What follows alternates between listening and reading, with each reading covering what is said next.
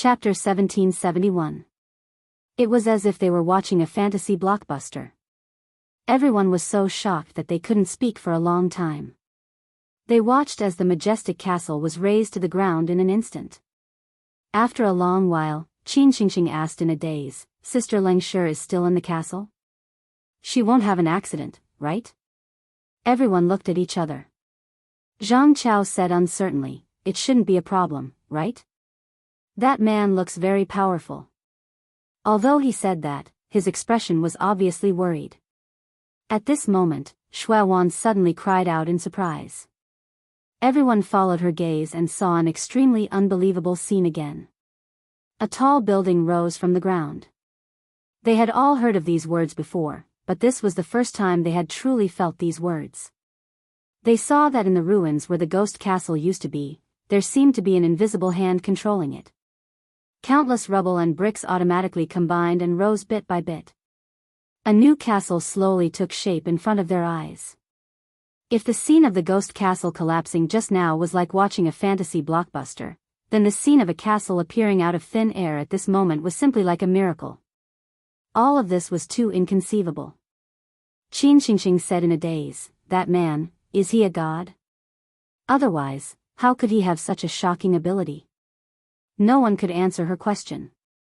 Back to the castle. After Qin Xingxing and the others left the castle, the man held Gu Xingyin's hand. "My bride, you don't seem to know me well enough." The man bent down and gently leaned his forehead against Gu Xingyin's forehead. In an instant, countless memories appeared in Gu Xingyin's mind.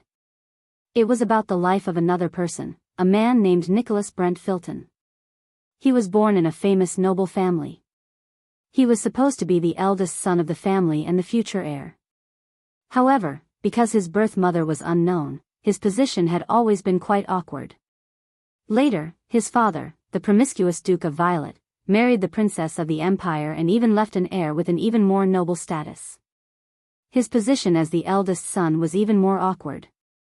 Moreover, as he grew older, there were many different aspects of his body that were different from ordinary people. His appearance was extraordinarily handsome. He could see things at night, talk to animals, and even use the legendary magic. Under the manipulation of his noble stepmother, he was labeled as a heretic by the church at that time. The so-called heretics were different from ordinary people and should be burned to death. He was drugged by his father, tied up, and burned at the stake. When he saw the fire burning around him and felt the scorching heat, Nicholas' heart sank. He didn't feel that death was scary. The only thing that chilled his heart was the way his biological father looked at him.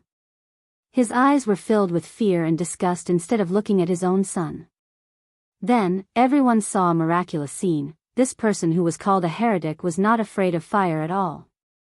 Those flames licked his body, but they didn't even ignite the corner of his clothes. It was also at that time that Nicholas met his mother for the first time. A woman so beautiful that she made people forget to breathe. Chapter 1772. That woman had a perfect and delicate face. She wore a gorgeous robe carved out of ice and snow, and wore a noble crown on her head. The moment her real body descended into the fire, the temperature of the entire place dropped. The flames seemed to have met their natural enemy, and they trembled and extinguished. On that day, Nicholas finally knew that he was not some lowly bastard, but the child of God. The snow goddess, who was traveling the continent in the incarnation of the snow goddess, fell in love with the Violet Duke at first sight, and developed a romantic relationship with him. And Nicholas was the result of this relationship. Not long after the snow goddess gave birth to Nicholas, she returned to the divine realm, and the Violet Duke, who was a playboy by nature, quickly forgot his beautiful lover. Although she did not have many feelings for Nicholas, the snow goddess was still angry about what happened to him, which was rare. In the eyes of God, the way the people of this country treated her child was an indirect blasphemy. She took Nicholas away on the spot and personally gave him God's punishment. The whole country was ravaged by snow and ice for an entire year.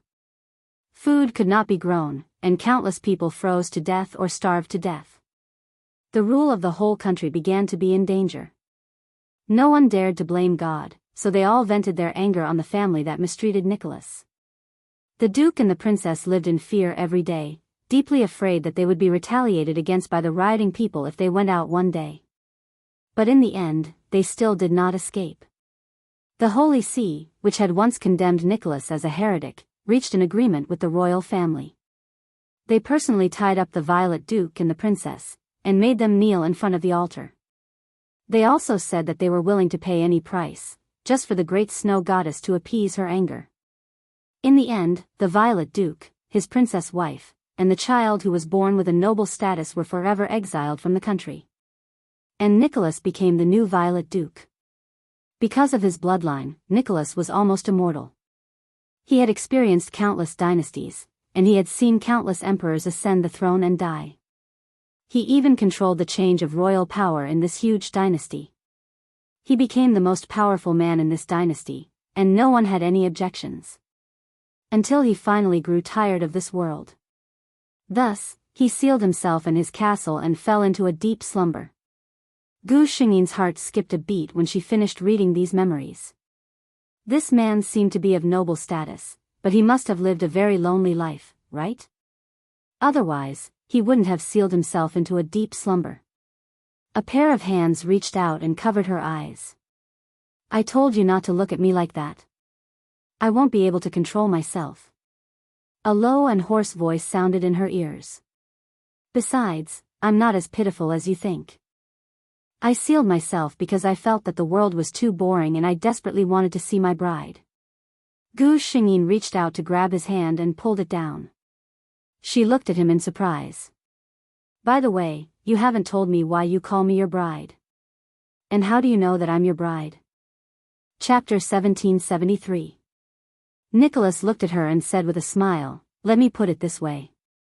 Among all my mother's children, I am the one who has inherited her divine bloodline the most perfectly. So, I can probably have power that is almost comparable to that of a god. Gu Xingyin blinked. So? Nicholas hugged her and sat down on the seat covered with thick feathers. During that period of time when I was quite bored, I slowly began to explore some new fields, such as time. Gu Xingyin looked up at him in surprise. She had once become a god, so she naturally knew that the law of time was not something that could be easily controlled by gods. Generally speaking, except for those gods who were born with the priesthood of time, few other gods would devote themselves to studying this. As for Nicholas, he was a demigod. Why would he research this? Nicholas thought she was curious about this. He said, I slowly came into contact with the law of time. At first, I caused a lot of trouble, but later, I slowly became very familiar with it. It was also at that time that I saw you. Gu Xingyin was shocked. She looked at Nicholas, who also lowered his head and looked at her. Because of the bloodline in my body, I also have some understanding of some things that are completely different from human beings.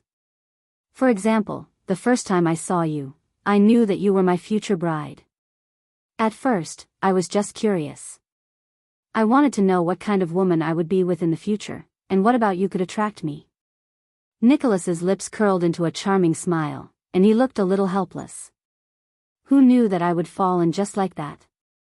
I actually fell in love with my future bride more than 1,000 years in advance. Nicholas couldn't help but lower his head and gently rub Gu Xingyin's forehead. He sighed with satisfaction. You don't know how maddening it is to fall in love with someone but not be able to find her. At that time, when I thought that I would not be able to see you for another 1,000 years, I felt anxious and desperate. At that time, I even thought of traveling through time, but my mother found out about it and stopped me personally. She said that if I rashly traveled through time, perhaps nothing would happen to me, but many things would change because of my actions. Even you might disappear from the future because of my careless actions. Nicholas said helplessly, I didn't dare to take such a big risk, but I also felt that time was too long, so I simply set up a formation and sealed myself. Gu Xingyin was speechless for a long time after hearing her words. She had never thought that there would be someone in this world who had waited for her for so long. She opened her mouth as if she wanted to say something, but she couldn't say a word for a long time. In the end, she could only curse softly, idiot.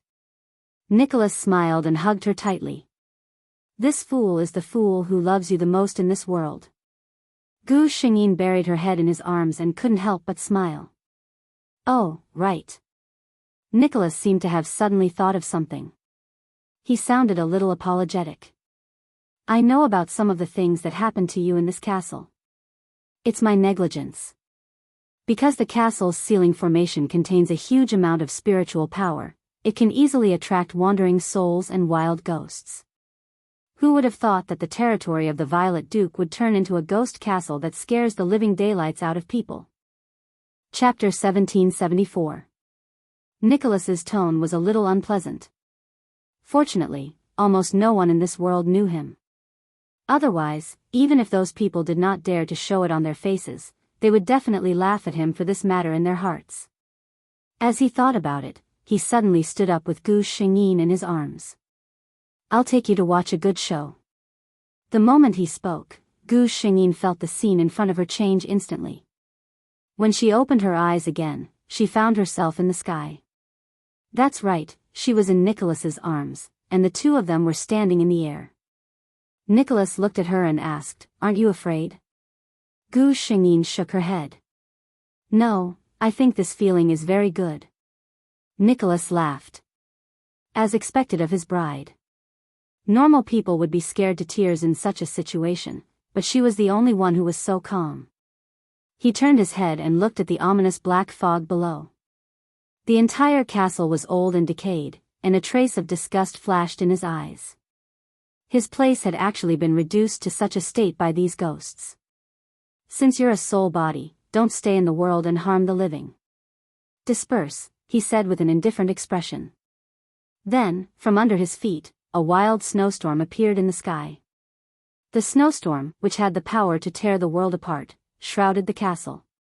Starting from the inside, whether it was the shivering ghosts or the old castle that had stood for thousands of years, they all dissipated under this power. Gu Xingyin opened her eyes and watched Nicholas turn the castle into ruins in an instant. Where will you live in the future? Nicholas was speechless. From the beginning, he had been waiting for Gu Xingyin to ask him questions. He was prepared to answer any question, but he never expected that she would ask such an unexpected question. He could not help but laugh. I want to marry my bride. Naturally, I can't keep such a shabby castle. Gu Xingyin tilted her head and said deliberately, Then, the great Violet Duke, do you want to give me a bigger and more gorgeous castle? Nicholas looked at her with a smile. So this is what Shusher likes. Before Gu Xingyin could say anything, he nodded. That makes sense. My bride should live in the most gorgeous castle in the world. Thus, there was the scene that everyone saw in front of them. A castle that would take at least years to build if it took manpower was built by Nicholas in an instant. He landed in the newly built castle with her. There was a boundless field of violet flowers, which was the symbol of Nicholas's family emblem. I heard that in your world, the groom should have a house to marry his bride? Nicholas asked. Gu Xingyin, what kind of weird program did you watch? Then, she saw Nicholas take a step back and stand elegantly in front of her. Suddenly, a fiery red flower appeared in his hand. Then, fair Miss Lench, I will give you this castle as a betrothal gift. Will you marry me and become my bride, Nicholas Brentfilton? Gu Xingyin. She could not help but laugh. Nicholas looked at her in confusion. However, Gu Xingyin did not explain. Instead, he smiled and reached out to take the words from his hand. All right, since you've waited for me so sincerely for 1,000 years, I'll reluctantly agree to your request. Chapter 1775. Gu Xingyin stayed in the castle with Nicholas for a long time. She was different from others. Because she liked to take risks, she didn't have any fixed friends around her. Her family was no longer in this world. Basically, everything was arranged by herself. By the way, are there any other gods in this world now? On this day, Gu Xingyin sat on the swing in the castle garden, feeling the warm sunlight. She turned her head and asked the handsome man standing behind her. A trace of nostalgia flashed in Nicholas's eyes. Of course there are. Gods are almost immortal. Even if they choose to sleep or reincarnate for various reasons, one day, their consciousness will be revived. Nicholas turned his head. His gaze seemed to penetrate countless spaces and see a very distant place. Maybe a businessman who runs a mall or a very famous star is secretly a god who was once worshipped by countless people. Gu Xingyin was thoughtful. Her cell phone suddenly rang. She opened the interface and a message from Shuawan came from the social media app. Li Chang and I are going to get married next month. Would you like to come to my wedding? Speaking of which, when they came to the castle, mobile phones and other things basically lost their function. It wasn't until Nicholas built a new castle that everything here returned to normal. As for the other 5, they finally got in touch with Gu Xingyin. Perhaps because they had experienced life and death together, the relationship between them had become very good. Zhang Chao created a group and pulled all of them into this small group. Gu Xingyin's fingers moved. So fast? Shuawan replied with a shy expression. He and I both feel that we are the most suitable people for each other. Gu Xingyin thought for a moment and said, okay, I will attend on time. Putting down the phone, Gu Xingyin looked up at Nicholas. Nicholas asked, what's wrong? Gu Xingyin said, I have a friend next month who came here with me before. They are getting married. Do you want to go to the wedding with me? Nicholas answered without hesitation, of course. It's my duty to accompany you to all kinds of banquets. His understanding of certain things was still 1,000 years ago. In the era he lived in, as lovers who had confirmed their relationship, as a man, he naturally had to accompany his female companion to various social events. This was the duty of lovers, and also a way to announce their relationship to everyone. Even though he knew that this was no longer important, Nicholas still couldn't change it easily. However, it didn't seem like there was anything to change. After all, the only person he cared about after waking up was Gu Xingyin. Staying by her side and following her wherever she went was something that he would definitely do. Gu Xingyin had expected his answer. She smiled mischievously. When the time comes, I'll take you there. It'll definitely cause a sensation. Nicholas was a little confused. Gu Xingyin gently swayed the swing and sighed, beauty. You probably don't understand how much people in this world are obsessed with looks. Chapter 1776. Nicholas chuckled softly when he heard this. Gu Xingyin was puzzled. What are you laughing at? She recalled what she had just said and didn't think there was anything wrong with it. The next moment, Nicholas' figure appeared beside her. The two sat on the swing together, and the golden sunlight shone on his God-given face. Gu Xingyin looked up at him, and her breath caught slightly. Nicholas said with a smile, I can actually understand what you mean. In my time, people also pursued beauty.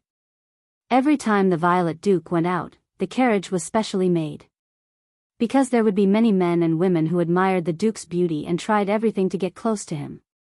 According to the customs at that time, this kind of thing was a beautiful thing. Nicholas couldn't be angry because of this, and even punished those who challenged the Duke's dignity. Hearing Nicholas's words, Gu Xingyin almost fell into his arms with laughter. She could imagine what a spectacular scene it would be. Nicholas just gently reached out his hand to support her back, to prevent his lover from falling because of the intense movements. Time passed quickly. In the blink of an eye, it was the wedding day that Shuawan had promised. Gu Xingyin and Nicholas came to the address that Shuawan had told them. Before entering the hotel, the two were baptized by countless gazes. There were even several hot beauties who had the courage to strike up a conversation with Nicholas, completely ignoring the fact that he had a female companion with him. Gu Xingyin helplessly curved her lips and said to Nicholas, I knew that I would face such treatment when I was with you. Nicholas glanced at the many gazes that were looking in his direction. He could clearly see that most of these gazes were from men. These people were not interested in him. Did his bride not realize that her attractiveness to men was not much weaker than her attractiveness to women? At this time, the groom, Li Chang, noticed this side. When he saw Gu Xingyin, he smiled and hurried over to greet her. Ling Shi, you're here? Everyone is here, except for you. At this moment, he also saw Nicholas standing behind Gu Xingyin. The smile on Li Chang's face froze. Of course he recognized Nicholas. At that time, this man had left a deep impression on them. And this one, Gu Xingyin promptly added, my husband, you can call him, Filton. Nicholas continued Gu Xingyin's words and said calmly. He nodded slightly at Li Chang and said in a restrained and reserved tone, Mr. Li Chang, I wish you a happy marriage. Li Chang's entire body stiffened. Facing this man, he found that he would always inadvertently become nervous. Thank you, Mr. Felton. Even when he addressed Nicholas, he could not help but use honorifics. Nicholas's expression was not unnatural at all. He was already used to people treating him with such respect. Li Chang brought the two of them to a place in the hall. Over there, Qin Gu, Zhang Chao and Qin Qingqing were all there. Everyone was surprised to see Nicholas. They did not expect that this man would actually accompany Leng Shi to the wedding. Gu Xingyin looked helplessly at their unnatural and reserved attitudes, but she also understood them. Chapter 1777. Looking at their expressions, Nicholas clearly understood that with him around, they wouldn't be able to let go. He whispered something to Gu Xingyin, and then said to the others, I still have something to do. You guys take your time. After he finished speaking, he nodded at everyone, turned around, and walked out. They waited for him to leave before they finally breathed a sigh of relief. Zhang Chao laughed self-deprecatingly and said, I'm more nervous facing this person than facing my boss. Qin Qingqing also covered her chest with a smile and made an exaggerated expression. That's right. I've never been so honest with our grade director. She was wearing a light green dress today, which made her look playful and cute. As she spoke, she looked at Gu Xingyin with a gossipy expression. Are you and him really together? The others also looked over curiously. There was nothing to hide. Gu Xingyin nodded generously. Qin Gu looked a little worried. After all, he's in that situation. You guys, he wanted to say something but hesitated. Gu Xingyin smiled brightly. It's nothing. Don't worry. We're fine. Her happiness was written all over her face. When everyone saw this, they didn't say anything else. As the groom today, Li Chang was very busy. Everyone only gathered together and said a few words before they drove him away to receive other guests. Qin Qingqing looked at Gu Xingyin with her chin in her hand and suddenly said with emotion, actually, Sister Leng Shi, it's pretty good for you to be with Mr. Filton. Without waiting for Gu Xingyin's reply, she looked into the distance and said with longing in her eyes, if I could sleep with such a peerless beauty just once, I would die without regrets. Zhang Chao rubbed the goosebumps on his arms. Are young girls nowadays so open? Qin Qingqing rolled her eyes at him. An old man like you won't understand me. The old Zhang Chao man felt hurt. He silently thought about that mysterious and powerful Mr. Filton, who seemed to be the same age as the castle, and silently expressed that he did not want to speak. Gu Xingyin and a few others witnessed the wedding of Li Chang and Shui Wan. After the wedding, she went to meet the bride with Nicholas and gave her the gifts she had prepared. This is a gift that Nicholas and I specially prepared for you. It can bring you luck. Gu Xingyin winked. Shui Wan took it with a smile. After all the guests had left, the couple began to open the gifts slowly. It was Gu Xingyin's turn to bring up the small box. Shui Wan thought of the mysterious man standing beside her and couldn't help but feel curious about their gifts. She slowly opened the delicate little box in her hand. Wow! It's so beautiful. Shui Wan's eyes sparkled. Inside the box were two necklaces that obviously belonged to a couple. There was a thumb-sized snowball on the silver chain. She didn't know what material the snowball was made of. At a glance, it was pure white like snow, but upon closer inspection, it was made of countless transparent and colorless crystals. The other style was not much different, but the chain was much thicker, and the style of the snowball was not so exquisite. Thinking of the mysterious man, Shui Wan said, Li Chang, shall I put it on for you? Li Chang also felt that this snowball necklace should be something extraordinary, especially since Leng Shi said that it could bring luck. It must have its use, so he nodded. Chapter 1778. Ever since Shuaiwan and Li Cheng put on this snowball necklace, they had never taken it off. They didn't know if this necklace could really bring good luck. Not long after the two of them got married, they both resigned and started a small business with the savings in their hands and some spare money given by the two parents. Originally, the two of them didn't have much hope, but who knew that their journey would be smooth sailing without any hiccups. Their business grew bigger and bigger, and they slowly expanded their small shop, developed branches, and became a chain, until they were successfully listed. The couple firmly believed that this was the credit of the necklace that Leng Shi had given them back then. Even later, Shuaiwan had a lot of money and bought countless pieces of jewelry. However, she always wore that very beautiful snowball necklace on her neck. Others had also asked her curiously, but Shuaiwan only smiled mysteriously. This is something very important to me. In this winter, Gu Xingyin and Nicholas held a wedding. The wedding guests were the 5 people who had been to the castle with Gu Xingyin. To be honest, they still had some shadows about this place. But they still agreed to come together.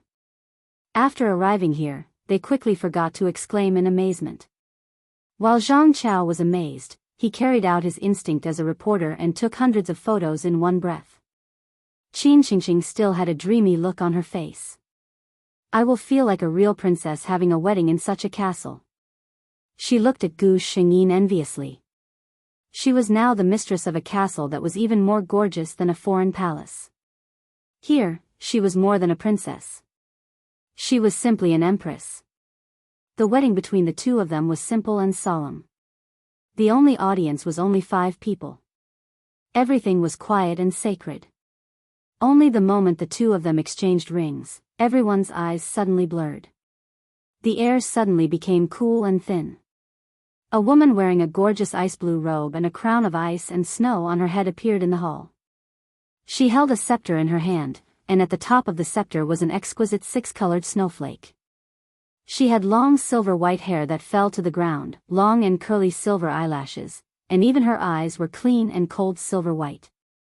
This person was like the noble and powerful ice goddess from the legends. The few of them were shocked.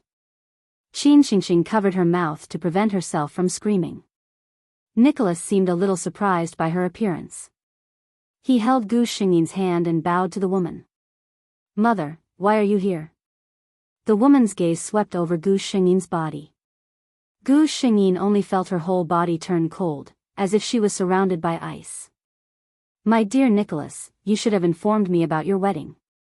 Nicholas's expression remained unchanged. "I thought Mother wasn't interested in this kind of thing." The woman's expression remained indifferent. "You are my favorite child. Naturally, I have to give you my blessings on your wedding day." As she spoke, the scepter in her hand suddenly flashed with silver light, and a dazzling radiance like a star directly descended upon Gu Xingyin. "In the name of the ice goddess, lucky human, I bestow upon you a long life, a face that will never age, and a beautiful love that everyone yearns for." Her voice was ethereal and cold, faintly resounding in the void, but it seemed to resonate with the entire world. Chapter 1779. Gu Xingyin felt as if an invisible force had entered her body. Her mind jolted, and she couldn't help but close her eyes in comfort. She took a step forward and bowed deeply to the beautiful woman who seemed to be carved out of ice. "Leng Shi thanks Mother." The beauty nodded coldly and gave Nicholas a look.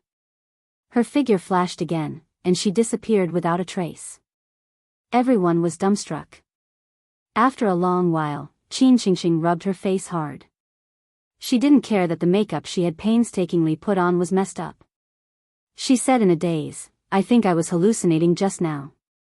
After she said that, Zhang Chao also said, "I think I was hallucinating too." The others said in unison, "We all seem to be hallucinating." 5 pairs of eyes fell on Gu Xingyin in an instant, and their burning gazes seemed to burn through her. Gu Xingyin was speechless. She said in amusement, "None of you were hallucinating." Actually, everyone already knew. How could such a realistic feeling be a hallucination? Shuaiwan said carefully, "So, that person just now," Nicholas said, "that's my mother, ice goddess Doris Vina." She controls the cold and ice of this continent. Everyone was speechless. After living for so many years, I just realized that I don't know anything about this world. Ice goddess? Goddess. So, as the child of the ice goddess, Filton was the true son of God? Qin Xingxing felt as if she knew a huge secret. I suddenly feel like this world is a little fantasy, and I seem to know something incredible. I think I might need to wash my face with cold water to calm down, she said incoherently. She wasn't the only one. In fact, the others didn't have much better reactions. Just now, they actually saw a real goddess.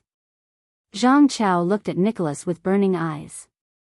He asked carefully, "Mr. Filton, may I take a picture of you?" He tightened his grip on the camera in his hand. God, this was the descendant of God. He felt that if he could take a picture of him, it would bring him good luck. Nicholas did not refuse. Qin Xingxing was one of the more courageous ones. Although she was very nervous facing Nicholas, she still bravely requested to take a picture with him. Of course, Nicholas would not reject such a small request from his wife's friend. The others also came up one after another, and Nicholas took a picture with them. Qin Xingxing held the photo and smiled proudly. Taking a photo with the Son of God, in this world, other than the few of us, who else can do it? After a whole day of excitement, they didn't go back that night. Instead, they stayed in the castle. However, this did not affect Gu Xingyin and Nicholas. As long as Nicholas wanted to, he would not be able to hear anything that others were not supposed to hear. The two of them had a romantic and wonderful wedding night. The next day, the five of them tactfully excused themselves, leaving time and space for Gu Xingyin and the other newlyweds. Nicholas hugged Gu Xingyin's waist and watched as the cars disappeared from his sight. "It's finally just the two of us," he mumbled. Gu Xingyin couldn't help laughing. No matter how arrogant and reserved this man was in front of others, he was always affectionate and clingy in front of her. She couldn't help holding his hand. "From now on, we have enough time to be together. Just the two of us. Just you and me." Chapter 1780. As soon as the last world ended, Gu Xingyin couldn't wait to start the next mission. When Gu Xingyin came to this world, she found herself in a quiet classroom. The students beside her were all quiet, and she was lying on the desk. Obviously, the owner of this body was sleeping. The female student in the fourth position on the left of the fifth row, the one in yellow, "Please answer my question." A cold and restrained voice sounded in the quiet classroom. With a whoosh, countless eyes gathered in Gu Xingyin's direction. Gu Xingyin, according to her experience, there was an 80% chance that she was the girl in the fourth position on the left of the fifth row. He looked down and sure enough, she was wearing a light yellow knitted coat today. She subconsciously raised her head and stood up. Gu Xingyin met the eyes of the person on the podium. "Teacher." She opened her mouth and shouted. The man on the podium was expressionless. "Is there a problem? This student?" Gu Xingyin quickly shook her head. She was just using this opportunity to let the system, who had just come to this world, give her a cheat. Then, Gu Xingyin opened her mouth and said a long sentence in a very clear tone. The person on the podium listened very seriously. When Gu Xingyin finished, he waved his hand and told her to sit down. This student just now answered very well. She has her own opinions. Next, Gu Xingyin quietly let out a sigh of relief. "Thank you, system. The host is too polite. Begin the transmission of the world's plot," she said. "Yes, host." Gu Xingyin slowly looked at the plot of this world. The original Zhang Yu was a second-year student in a university's literature department. She was considered to be an excellent student, with a good family background and a very beautiful face. This girl had a very silly personality. She liked anime, web novels, and 2D novels. She was always half a beat slower when communicating with people, and often made some small jokes. Her friends jokingly called her Zhang Mengmeng. In short, this was a girl with a very likable personality, appearance, and overall very likable. The mission target of this world, Deng Huijun, was considered Zhang Yu's cousin in terms of relationship. Deng Huijuan's mother and Zhang Yu's mother were biological sisters. However, the two families never had much contact because Deng Huijuan's mother, Zhao Li, was taken by a married man and got pregnant out of wedlock. She fell out with her family and insisted on being with that man. The Zhao family had been a family of scholars since the previous dynasty. They were especially strict with the education of their children. This matter disappointed Zhang Yu's grandmother's family. From then on, they treated it as if they never had this daughter. Deng Huijuan's mother, Zhao Li, was also a schemer. After a few years of being a mistress, she finally succeeded in bewitching the man to abandon his wife and son and get married to Zhao Zhao's. Became a legitimate thought to be S's BTS not accept her. Who knew that she was completely? The Zhaos were determined not to accept this disgraceful daughter. Her sister, Zhang Yu's mother, Zhao Qing, and Zhang Yu's father were in love. After 2 years of free love, they also got married. The Zhangs were also a real. They were both daughters, and they both married into rich families. However, the treatment they received at home was like heaven and earth. Chapter 1781. Of course, Zhao Li felt unbalanced in her heart. Over time, this kind of imbalance twisted into a kind of resentment towards her family. Not only her father and brothers, but even her sister, Zhao Qing, who was married off, became the target of resentment. Zhao Li originally thought that her life was complete. So what if she was looked down upon as a mistress? In the end, didn't she defeat all those who used to laugh at her and successfully marry into a rich family? However, once she saw her sister, Zhao Qing, Zhao Li's heart felt very uneasy.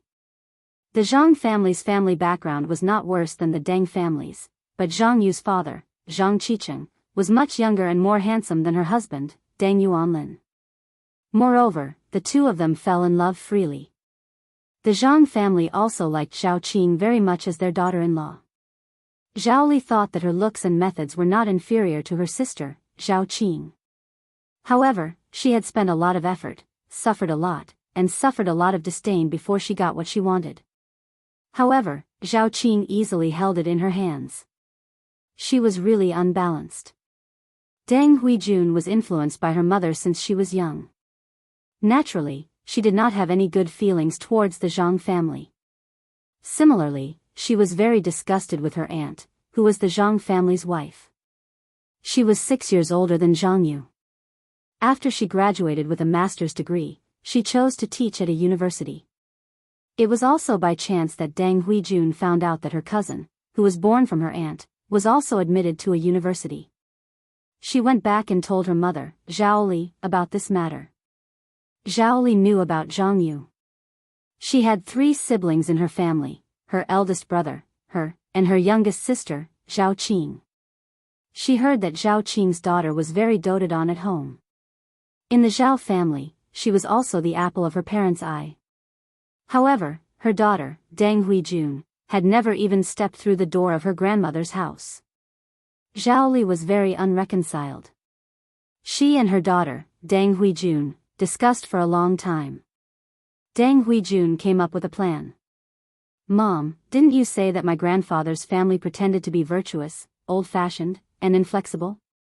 Think about it. If my obedient and cute cousin became a rebellious girl on the streets who was entangled with a married man, would they still recognize her as their granddaughter?" From that day onwards, Deng Huijun began to deliberately approach Zhang Yu. In her opinion, a 20-year-old girl like Zhang Yu would be easily attracted to the outside world. Zhang Yu didn't know this cousin of hers, but under Deng Huijuan's repeated coincidences, the two of them quickly became familiar with each other. Gradually, Deng Huijun began to take Zhang Yu to bars several times unintentionally. She even introduced Zhang Yu to several handsome men. She even understood the appeal of mature and successful men to young girls. Their knowledge and experience were not something that those young boys in school could compare to. However, Zhang Yu was not as easy to deal with as she had imagined. She even seemed to have noticed something and gradually stopped contacting Deng Huijun. Deng Huijun gritted her teeth in anger and cursed Zhang Yu for being cunning and scheming. She thought about it and decided to go all the way. One day, she invited Zhang Yu to a tea house in the name of having a good talk. Zhang Yu thought about it for a long time. Seeing that the tea house was indeed a proper place, he agreed to Deng Huijun's invitation. However, she had never imagined that Deng Huijun would actually dare to drug her in front of so many people. In a small private room separated by frosted glass, Gu Xingyin just took a sip of tea. She fainted. Deng Huijun took her away and sent her to the person she had bribed with the excuse that her vertigo was acting up. The 7th update. 3 more chapters. See you later. Chapter 1782. Deng Huijun's motive was very simple. She just wanted to destroy Zhang Yu. Zhang Yu only took a sip of tea and actually woke up in the room. But it was useless even if she woke up. She was alone in the room and the door was locked. The railings outside the French window only reached her waist, but this was the 10th floor. She couldn't even run away. Deng Huijun had spent a lot of money to hire that man. No matter what Gu Xingyin said, he wouldn't give in. He just wanted to finish the job quickly and take the money. Besides, after seeing Zhang Yu's face, he felt that this job was a good one for him. He didn't take Zhang Yu's resistance to heart. Anyway, how many clean women could he find at this age? But Zhang Yu's fierceness was far beyond his expectations. After confirming that she couldn't escape, Gu Xingyin suddenly said that she was willing to cooperate, but she was a little nervous and wanted to drink a glass of water first. It was better for both parties to be willing than to force himself on her. The man also knew that Zhang Yu couldn't run away, so he asked her to stay here and went to the kitchen. Zhang Yu took out the phone with the SIM card removed, recorded an audio, and left the phone on the sofa. Then, when the man came with the water, she jumped down from the railing without hesitation. She fell from the 10th floor. She died on the spot. Gu Xingyin was shocked by this girl's fierceness. Then, she was impressed. She knew that many people in this world had a saying. When you meet a rapist, if you can't resist, then you can enjoy it. But there were always some people who she didn't want to give in to. It wasn't that she had to be a chaste woman, but there were some things that she couldn't stand. Maybe some people would think that this was stupid. But no one could blame this 20-year-old flower-like girl. In the original plot, the police found the phone left on the sofa by Zhang Yu and heard the audio she left. No matter how powerful the Deng family was, Deng Huijun couldn't escape the punishment of the law in the end. But Gu Xingyin still came to this world. Perhaps the laws of the world felt that Zhang Yu's death was too unjust. Her life should not have ended so cruelly at such a young age. Gu Xingyin was still in a daze when she heard her name being called out again. She stood up with a puzzled expression. The man on the podium looked at her confused look. She was like a stupid rabbit that had eaten too much. His heart was pitted for a moment. He said coldly, "Student, please answer my question." Gu Xingyin. Why is it me again? Who the hell knows what you just asked? The almighty system once again played its role. Gu Xingyin breathed a sigh of relief when she saw the satisfied expression on the man's face. She sat down. Her deskmate whispered to her, "Meng Meng, you are really amazing. You can know the answer even when you are in a daze. You are indeed a top student." Gu Xingyin. She suddenly felt a little pain in her face. Then, her deskmate said with some surprise, "But why did Teacher Guan ask you to answer 2 questions today? He doesn't know you, does he?" As she spoke, her voice became excited. Oh my God, to be remembered by Teacher Guan is really an exciting thing. Gu Xingyin, was it a good thing to be called out by the teacher twice because she was in a daze? Chapter 1783. However, this interlude made her forget about her mission for the time being. She took a good look at Teacher Guan. With one look, she finally understood why this person was so popular. This man was wearing a neat suit on the podium. Every button of his shirt was neatly buttoned, his cuffs were neat, and his hair was combed neatly. From his appearance alone, one could tell that this was a man who was usually very disciplined. A disciplined man was very attractive to the opposite sex, especially when this man had a handsome face that was comparable to a movie star's. He was the teacher of this medical elective course. It was said that his main job was an attending physician in the city's top 3 hospitals. Well, from this, it seemed that this teacher Guan was flawless in terms of personal qualities.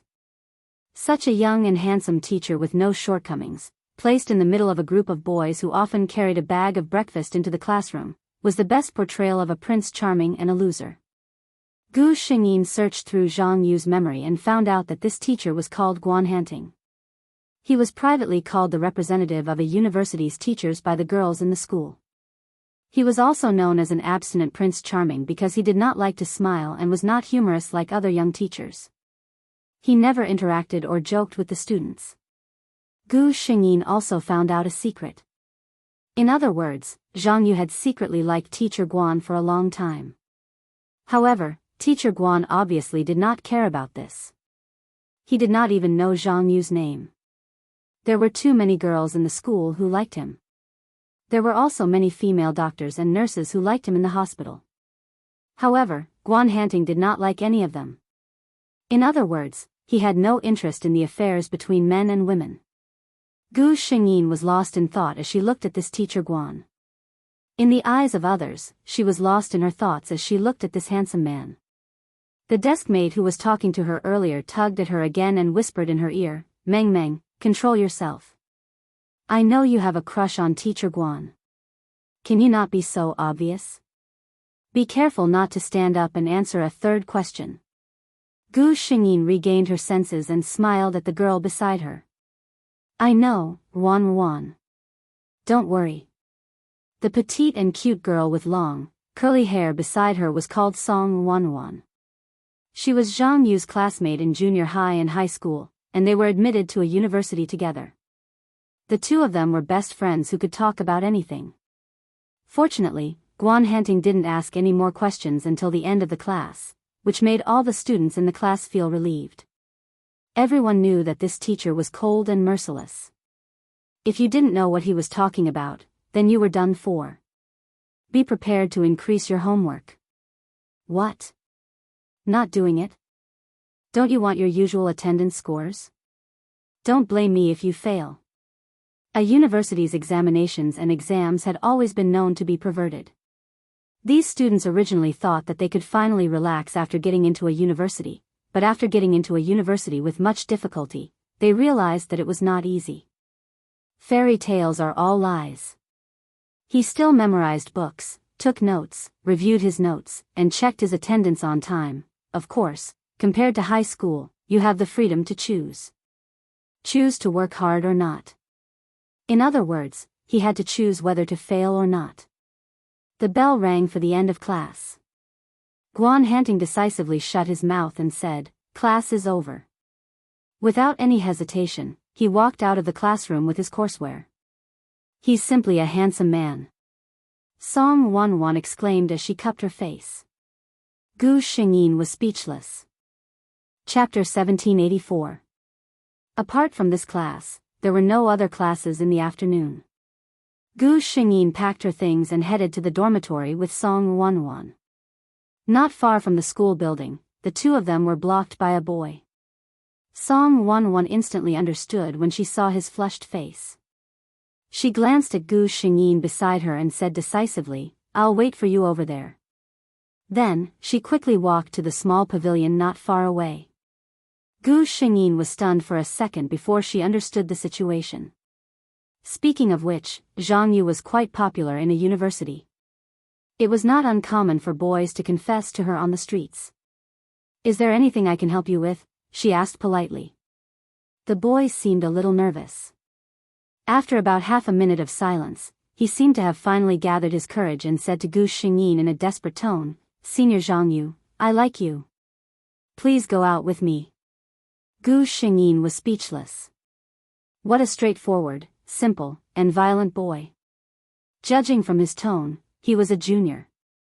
Gu Xingyin did not say anything. After the boy finished his plan, he lowered his head.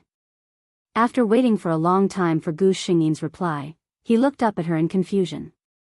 With this look, he met Gu Xingyin's clear eyes. His face, which had finally cooled down a little, turned red again. Gu Xingyin's heart softened when she saw him like this. He was quite an innocent boy. She thought for a moment and said, "I'm very sorry, Junior." Usually, this was a tactful rejection. A trace of disappointment appeared on the boy's face. However, he was more persistent than Gu Xingyin had imagined. "Senior, may I take the liberty to ask you a question? What kind of boys do you like? I can change. I'm willing to become what you like." The moment she heard this, Gu Xingyin's mind flashed with Guan Hanting's expressionless handsome face. Thus, she replied, "I like mature men who are self-disciplined, strict, and don't indulge in life and themselves. They are sentimental." Unexpectedly, just as she finished speaking, the junior suddenly said, "So the rumor that you like Teacher Guan is actually true?" Gu Xingyin, what did she just say? All right, she admitted that she had subconsciously made those requests based on Teacher Guan's conditions.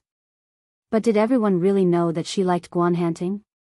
She was in a daze, but the boy thought that she was shy because he had seen through her thoughts. He clenched his fists tightly and said with a firm gaze, "I won't give up. Senior, just you wait. I will work hard to become a man like Teacher Guan." Without giving Gu Xingyin time to react, he turned and strode away. That back view, no matter how one looked at it, revealed an indomitable posture. Gu Xingyin, she really wanted to reach out her hand and ask the boy to stay. "Young man, what are you thinking? Also, don't hang yourself on me. It's impossible between us." She shook her head and looked at the small pavilion not far away. She was about to walk over to look for Song Wanwan. Then, he heard clear and steady footsteps coming from behind him. Gu Xingyin turned around instinctively and saw a man in a meticulous black suit with a tie neatly tied. His sleeves were tight, and his hairstyle was perfect. Who else could it be other than Guan Hanting, who was dressed so seriously that he looked like he could attend an international conference at any second? However, this was not what stunned Gu Xingyin. It was because she happened to be at a corner. Here was the question. The conversation between her and the boy just now. Did Teacher Guan hear it? 10 p.m. Finally, she finished writing before 12 p.m. Tomorrow, I will continue to update. There are only 2 days left until the end of the month. If you have a monthly vote, please vote for Gigi. Good night. Chapter 1785. Gu Xingyin stood quietly as she watched Guan Hanting walk toward her. "Mr. Guan," she called out softly. Guan Hanting stopped in his tracks. He had been called to the office by a teacher to get some documents after class, so he was a little late. Unexpectedly, as soon as she turned the corner, she heard a sentence related to her. "So, it turns out that the rumors about you liking Teacher Guan are true." It was not that Guan Hanting was narcissistic, but he was the only teacher with the surname Guan in this school. In order not to embarrass the two, he stopped in his tracks. Then, he accidentally overheard the rest of the conversation. Although Guan Hanting did not hear the conversation between the two, he could still easily guess the content of their conversation. He was not surprised by the boy's words. In fact, Guan Hanting had a clear and straightforward understanding of his own charm. He knew that there were many innocent girls in this school who held a trace of pure and beautiful feelings for him. However, he knew that those feelings had nothing to do with love. They just could not tell the difference between a hazy affection for an outstanding member of the opposite sex and true love. They would understand when they matured mentally. The only thing Guan Hanting could do was refuse. He was not in the mood to develop a trendy teacher-student relationship. Although his main job was not as a teacher, as long as he was still a teacher, he could not go against the professional standards he should have as a teacher. For example, he could develop feelings for his students that were beyond a normal teacher-student relationship. When he heard that someone had left, Guan Hanting looked at the time and walked out. Then, he met the girl's clear eyes. So it was her. Guan Hanting still remembered her. She was his student. She had been slacking off in class earlier, but she had been able to answer his difficult question perfectly. He had heard her call him teacher in embarrassment. He thought for a moment and stopped. He nodded slightly at her and said, "Don't you have any classes in the afternoon?" The weather forecast said it might rain later. Go back early. He did not mention what he had heard. Gu Xingyi nodded obediently and watched his tall figure slowly disappear into the distance. She walked towards the small pavilion on the other side. Song Wanwan was playing a simple game on her phone. Seeing her, Song Wanwan asked casually, "Done?" Gu Xingyi nodded. Song Wanwan put her phone away decisively and grabbed her hand. Let's go. Let's go get something to eat first, then. Gu Xingyin smiled as she listened to Song Wanwan's nagging and followed her to the school gate. Not far away, two women who were dressed more maturely walked out of another teaching building. The woman on the left was tall and beautiful. She had exquisite makeup on her face and was carrying a limited edition bag from a certain brand. "Mr. Deng, what are you looking at?" The female teacher beside him asked.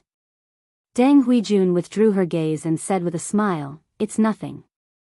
I just saw a pretty girl." The teacher looked over and said, "That's Zhang Yu. Do you know him?" "Zhang Yu?" Deng Huijun was surprised. The female teacher asked curiously, "What's wrong? Do you know him?" Deng Huijun smiled and shook her head. "I've only heard of the name." Chapter 1786. She said goodbye to the teacher and looked in the direction where Gu Xingyin and the rest left. She was deep in thought. Back home, Deng Huijun saw her mother, Zhao Li, applying a facial mask. Seeing that her daughter was back, Zhao Li looked at the time and tore off the mask. "No classes today?" Deng Huijun nodded and sat next to Zhao Li. "Mom, I saw Zhang Yu today." Zhao Li, who was massaging her face, raised her eyebrows. "Zhang Yu? You saw her?" Deng Huijun nodded. Her mother had told her about the unfairness of her maternal grandparents since she was young. Deng Huijun had never been to her maternal grandparents' house and had no feelings for the people there. Some time ago, her mother found out that her aunt's daughter, Zhang Yu, was also at a university and asked her to keep an eye on her. It was just that Deng Huijun had been busy with work recently and had not found a chance to interact with her. Zhao Li couldn't care less about her face. She asked, "What does Zhang Yu look like?" Deng Huijun thought for a while and said, "I didn't see her clearly. I only looked at her from afar. She is very beautiful." Zhao Li snorted and said in a strange tone, "Our Zhao family has always been outstanding. My sister has been a beauty since she was young. It would be strange if her daughter was not beautiful." She looked at her daughter's beautiful eyes and felt proud. She said, "But my Huijun is the most beautiful. No matter how beautiful Zhang Yu is, can she compare to my Huijun?" This beautiful and outstanding daughter had always been Zhao Li's pride. Deng Huijun was silent for a while. She did not tell her mother that Zhang Yu was actually very good-looking and was not inferior to her. If she told her mother, she would probably get angry again. It was better not to tell her. At this time, Zhao Li spoke again. "Are you done with your work? Anyway, you are a teacher at a university. You should interact with Zhang Yu during this time. I want to see what kind of outstanding daughter my good sister has raised." Deng Huijun nodded. She was also very curious about the legendary cousin. Looking at the time, she asked, "Where is Dad? Not back yet?" Hearing her husband's name, Zhao Li's face sank. She said coldly, "Go back? I think he has long forgotten about this family. I don't know which vixen's house he's at." Deng Yuanlin was a playboy when he was young. Now that he was older, he didn't restrain himself at all. Zhao Li knew that over the years, the number of women he had outside was in the double digits. As for those who didn't know, it was needless to say. But what could she do? In the beginning, Deng Yuanlin would still apologize to her nicely and buy things to coax her. In the end, he was annoyed and left after saying coldly, "Why are you making a fuss? When you were with me, didn't you know that I was such a man? If you don't want to live with me anymore, we'll get a divorce." His heartless words made Zhao Li's heart turn cold. That's right. When I was with Deng Yuanlin, didn't I already know that he liked to steal food? Otherwise, How did she, Zhao Li, manage to squeeze out the first wife and succeed? How could she, Zhao Li, keep the man that other women couldn't? What was even more ironic was that the woman she looked down on had the courage to divorce Deng Yuanlin, but she, Zhao Li, did not even dare to divorce him. Chapter 1787. It was because she couldn't bear to give up the glorious title of Mrs. Deng. It was also because she knew how cold-blooded her husband, Deng Yuanlin, was. If she divorced, she would never be able to get the property that she deserved as Deng Yuanlin's legal wife. Of course, she didn't want a divorce. Even if she was unhappy, at least she could enjoy the envious gazes of countless people when she was outside. Being able to satisfy her vanity outside was enough. Deng Huijun was a little unhappy when she heard her mother's words. She felt that it was very ungraceful of her mother to say such words. Moreover, she had always hated her mother for failing to live up to her expectations. She was her father's legal wife. Why did she allow her father to cheat on her for so many years? Deng Huijun, who had been raised as a princess since she was a child, did not know about her mother's past, glorious deeds. She had always been proud of her identity as the Deng family's princess. She never knew that she was actually just an illegitimate daughter in the first few years of her life. After all, she was her mother. Deng Huijun could only hide this dissatisfaction in her heart. Zhao Li didn't know that her daughter was hiding such dissatisfaction in her heart. Her mind quickly returned to Zhang Yu. She had long been used to her husband's fickleness. Zhang Yu's matter was the most important at the moment. Then it's settled. You go and carefully find out what kind of person Zhang Yu is in private. It's best if she's not very clean. When the time comes, find a way to expose it. I'd like to see how wonderful the expressions on my parents' faces will be when they find out what kind of virtue their favorite granddaughter has. Deng Huijun was also looking forward to it. She had been influenced by what she saw and heard since she was a child. She had always held an unclear resentment towards her aunt and her cousin who was rumored to be very doted on. This time, if she could really get hold of something that could be used against her, Gu Xingyin lay on the bed and listened to the conversation between the mother and daughter with headphones plugged in. What a vulgar and vicious woman. She sighed in her heart and suddenly couldn't help but pity Deng Huijun. It was actually quite a sad thing to be raised by a mother who was full of negative energy and become like this when she grew up. However, this kind of sadness was not a reason to frame others at will. The next day. Coincidentally, it was also an elective course related to cold court. The medical courses that Guan Hanting taught at University A were actually very boring. However, due to his good looks and ascetic temperament, this course was one of the most popular electives in the entire school. Of course, 70% of the students in the class were girls. The other 30% were otakus who didn't know anything and just randomly picked a class when they were choosing classes. Every Tuesday and Wednesday, the first class in the afternoon was Guan Hanting's class. Gu Xingyin and Song Wanwan sat together in the classroom. Today, the two of them came rather late. The consequence of being late was that the seats in the middle of the classroom were all occupied. Only the golden seats, in the first two rows in the middle, were left. This location had always been a black zone that students avoided like the plague. Everyone knew the reason. Song Wanwan was practically wailing as she followed Gu Xingyin to the second row. She even invited someone to a competition. They were going to be screwed this time. Guan Hanting entered the classroom on time as the bell rang. Chapter 1788. As soon as he entered the classroom, he saw the two girls sitting right below the podium. Let's start the roll call. He picked up the roll call list in his hand and said calmly. Zhang Huanhuan. Here. Chen Yuan. Here. Zhang Yu. Guan Hanting heard the girl in front of him open her mouth and answer clearly, here. So her name is Zhang Yu. Octopus? He circled the name in his mind and laughed inwardly at how interesting the names of her parents were. Next, the class began. Occasionally, Guan Hanting glanced over and could clearly see the girl supporting her chin with her hand. She seemed to be in a daze. He thought to himself that every time he saw her, she seemed to be in a daze. Thinking of this, he couldn't help but think of the conversation he heard yesterday. Did she really like him? Did she like him so much that she would be in a daze when listening to his class? Zhang Yu. Guan Hanting casually asked 2 questions. After glancing at the roll call list, he subconsciously called out this name. As soon as he said this, he was slightly stunned. Then he saw that the girl was also stunned for a moment. She didn't seem to expect that it would be her turn to answer a question. She blinked her big eyes and stood up. She seemed to be in a daze for a moment. Then, she clearly answered his questions.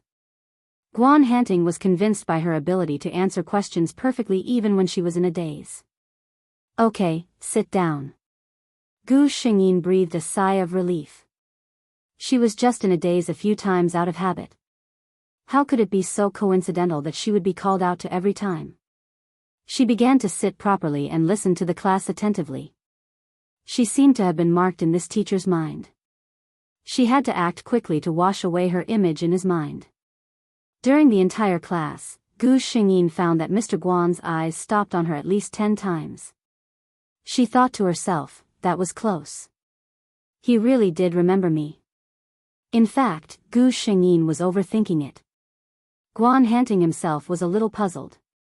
He didn't know why his eyes couldn't help but fall on the girl below the podium. Then, every time his eyes met hers, a strange sense of satisfaction rose in his heart. He felt that his condition was a little off. The class was finally over. Guan Hanting said, "Class is over." He lowered his head to sort out his materials and prepared to leave. When he turned around, he clearly heard the girl beside Gu Xingyin call her Meng Meng. Meng Meng? Was it a nickname? Guan Hanting muttered in his heart as he glanced at Gu Xingyin's appearance. He had to admit that this name suited her better. Gu Xingyin suddenly received a glance from the podium. She was somewhat baffled. What's wrong? However, Guan Hanting would not answer her. By the time Gu Xingyin regained her senses, Guan Hanting had already left the classroom. I can't play with my phone, stare blankly, or sleep for 2 whole periods. I'm so bored. Song Wanwan was still complaining. Next time, we have to come earlier, Gu Xingyin replied absent-mindedly. The 2 of them walked towards the dormitory. As soon as they walked out of the school building, they saw Guan Hanting standing under a tree not far away. Next to Guan Hanting was a woman in a cream-colored dress. The woman was tall and slender. She was also very beautiful. When she stood next to Guan Hanting, they looked like a perfect match. Chapter 1789. Gu Xingyin didn't need to look to know who it was. Meanwhile, Song Wanwan exclaimed softly, "It's Ms. Guan and Ms. Deng." Gu Xingyin turned to look at her. Song Wanwan's voice was filled with excitement, as if she had just heard some juicy gossip. Meng Meng, you don't know Ms. Deng, right? She's the goddess in the hearts of countless boys in our school. She listed out everything she knew. She's the perfect example of a rich and beautiful girl. You know the Deng family, right? Her father is Deng Yuanlin from the Huadong Corporation. She's the daughter of a rich family. Most importantly, Ms. Deng is rich and beautiful. I heard that she's quite popular in school. She's in her 20s this year and has always been single. Everyone says that her standards are too high, which is why she hasn't had a boyfriend. As she spoke, she looked at the man chatting with her.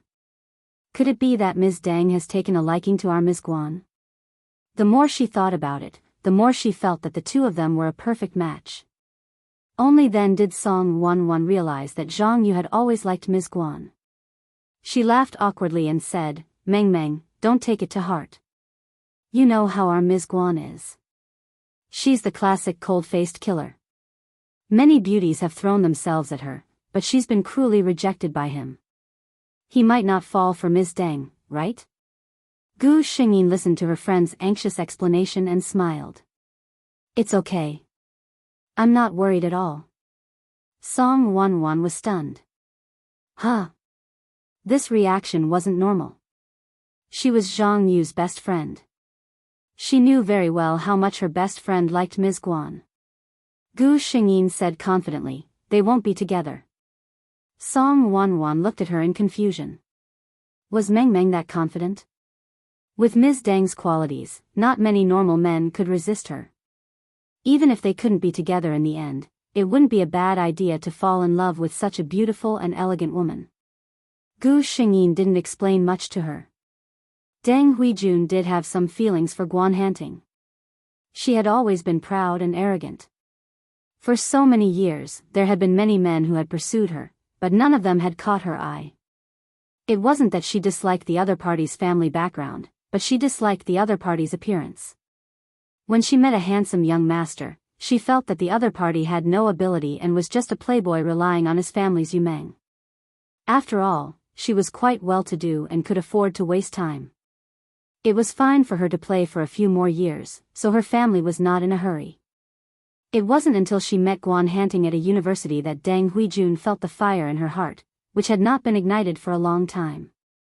This man was the kind of man who could attract countless women to throw themselves into his arms just by sitting there motionlessly without even unbuttoning a single button. It was as if there was a kind of magic on his body that tempted others to pounce on him, wanting to pull open his tightly buttoned shirt and see if his heart was as cold and hard as it was on the outside. Deng Huijun was very confident in herself. She had always felt that ordinary women did not have her family background, nor could they compare to her beauty. Even their abilities were not as good as hers. Occasionally, there would be one or two of these, but they would always have their shortcomings. She felt that she could win this man over. Chapter 1790. But when she got close to Guan Hanting, Deng Huijun realized that she was wrong. She thought that this man was like many other men. No matter how serious he looked, he would treat beautiful women differently. But this rule did not apply to Guan Hanting. Deng Huijun could feel that the way this man looked at her was different from other men. There was no surprise in his eyes, nor was he flattered by her taking the initiative to strike up a conversation with him. It was as if in his eyes, such a perfect beauty like her was no different from his group of silly students.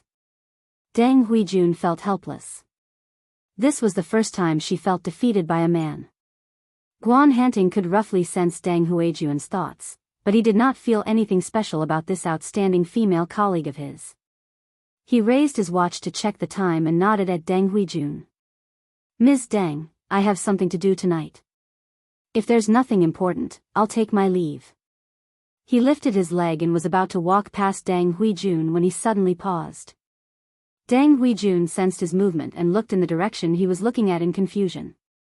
Not far away, two female students were looking in their direction. There were only the two of them nearby. It was obvious that they were looking at her and Guan Hanting. What piqued Deng Huijun's interest was that one of the two female students was her biological cousin, Zhang Yu. But did Mr. Guan know them? Deng Huijun was puzzled for a second before she realized that Guan Hanting had already started walking in the direction of the school's garage. He did not look in the direction of the two female students again. It was as if the pause was just an illusion.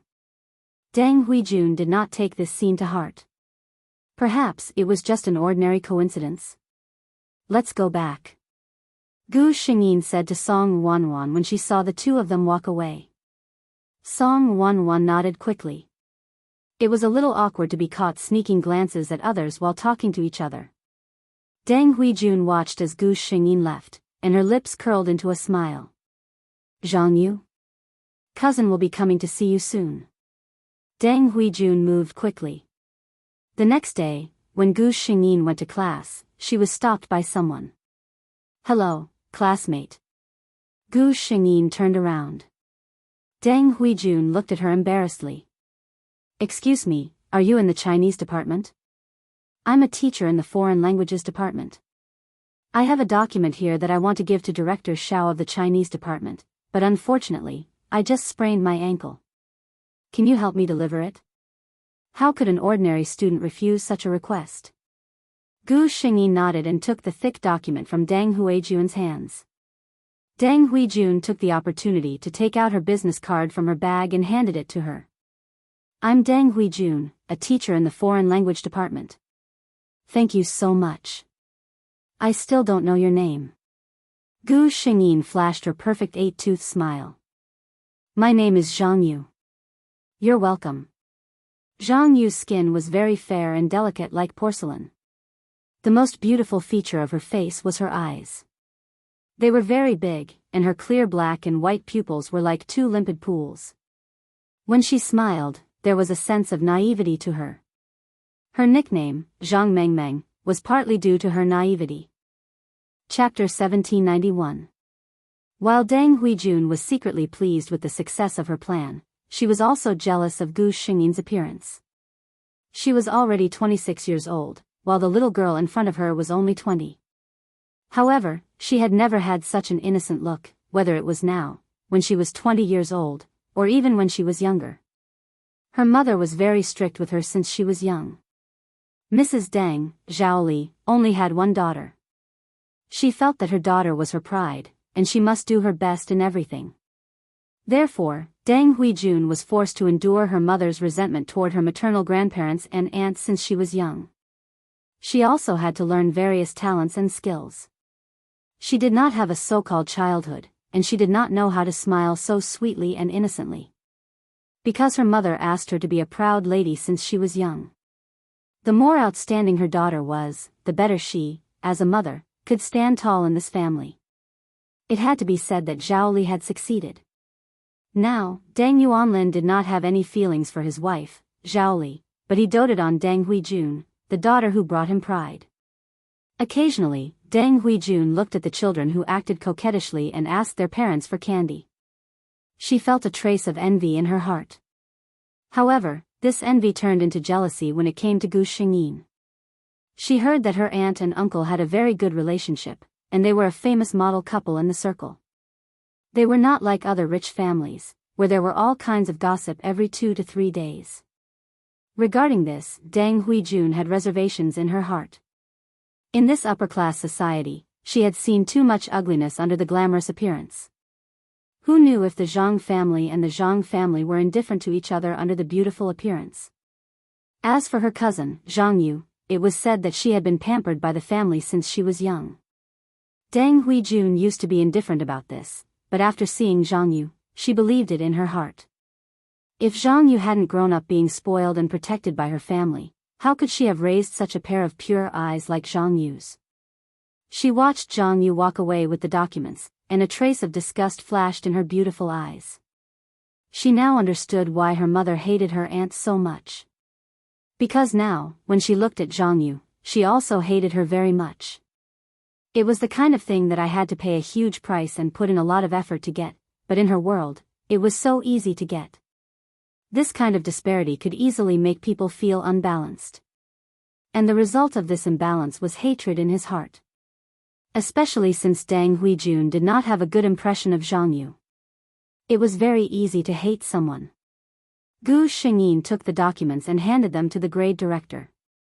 She knew that spraining her ankle and delivering the documents were just excuses. If she guessed correctly, in less than 2 days, Deng Huijun should be contacting her with the fate of thanking her. Her prediction was completely correct. However, she had obviously overestimated Deng Huijun's patience. The next day, she, coincidentally, bumped into Deng Huijun at school. Gu Xingyin's heart skipped a beat when she saw the woman's 13 centimeters high heels. Can't you be more careful when lying? She just sprained her ankle yesterday, and now she's going to continue hating the heavens? Wasn't she afraid of spraining her foot later? Chapter 1792. When Deng Huijun saw Gu Xingyin, she walked up to her intimately. Zhang Yu, what a coincidence. She greeted her with a smile. Gu Xingyin greeted teacher Deng obediently. Deng Huijun smiled. I'm not that much older than you. Calling me teacher is too distant. If you don't mind, how about you call me sister? Gu Xingyin raised her head and met Deng Huijun's smiling eyes. You want me to call you sister so soon? Gu Xingyin smiled and replied, I wouldn't dare. You know that you're the standard goddess in our school. If I call you sister today, all the boys in the school will send you love letters tomorrow. Deng Huijun's eyes flickered. This girl was smarter than she thought. Song Wanwan, who was standing beside Gu Xingyin, was dumbfounded. Since when did Meng Meng know teacher Deng? And they seemed so close. However, she could not ask this in person. At this moment, Gu Xingyin glanced at Deng Huijun's foot and asked worriedly, "Teacher Deng, is your foot better?" Deng Huijun's face froze. She had just casually found an excuse yesterday. Today, she wanted to see Zhang Yu, so she was in a hurry to leave and forgot about it. Fortunately, her mind worked quickly. She quickly found an excuse in her mind. "I went to the hospital last night and did some special treatment. It's much better now." She reached out her hand and flipped her wavy hair. Her mature and sexy womanly scent greeted him. Song Wanwan was immediately stunned. Deng Huijun smiled satisfactorily and winked at the two of them. Women, what's a little pain in their feet for the sake of looking good? Gu Xingyin widened her eyes, as if she did not understand her words. She said worriedly, "Then you have to be careful, Teacher Deng. Don't sprain your foot. It's not a good feeling." Deng Huijun. "Can't you say something nice?" She cursed in her heart but smiled and said, "Thank you for your concern, Zhang Yu." Gu Xingyin said, "Well, if there's nothing else, Mr. Deng, we have to go first. I have an appointment with Ruan for dinner." Deng Huijun smiled and looked at the two of them. "What a coincidence, I'm also going to eat. Why don't I treat you to lunch as a thank you gift for yesterday?" When Song Wanwan heard this, she immediately wanted to express that it was fine for her to eat alone, but Gu Xingyin grabbed her arm. She looked a little embarrassed. "But Wan and I have already agreed to eat hot pot together. Moreover, Teacher Deng, what I did yesterday was what I should do. You don't have to take it too seriously." In other words, she couldn't break her promise. Deng Huijun saw that her classmate was not tactful at all and would not refuse. She could only smile and say, "Then I'll treat the two of you together." Gu Xingyin had no reason to refuse anymore, so he could only, reluctantly, agree to her request. When the two of them waited for Deng Huijun to get the car, Song Wanwan asked softly, Meng, when did you get to know Teacher Deng?"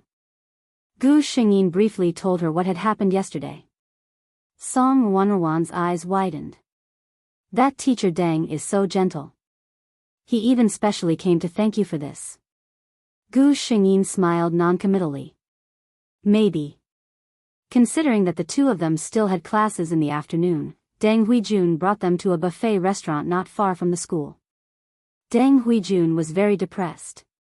She had wanted to use this opportunity to get along with Zhang Yu and find out more about him. However, with Song Wanwan standing beside her, she could not say anything. Chapter 1793. In the end, Gu Xingyin and Song Wanwan had a hearty meal. Deng Huijun was so upset that she wanted to die, but she had no choice but to pay with a smile.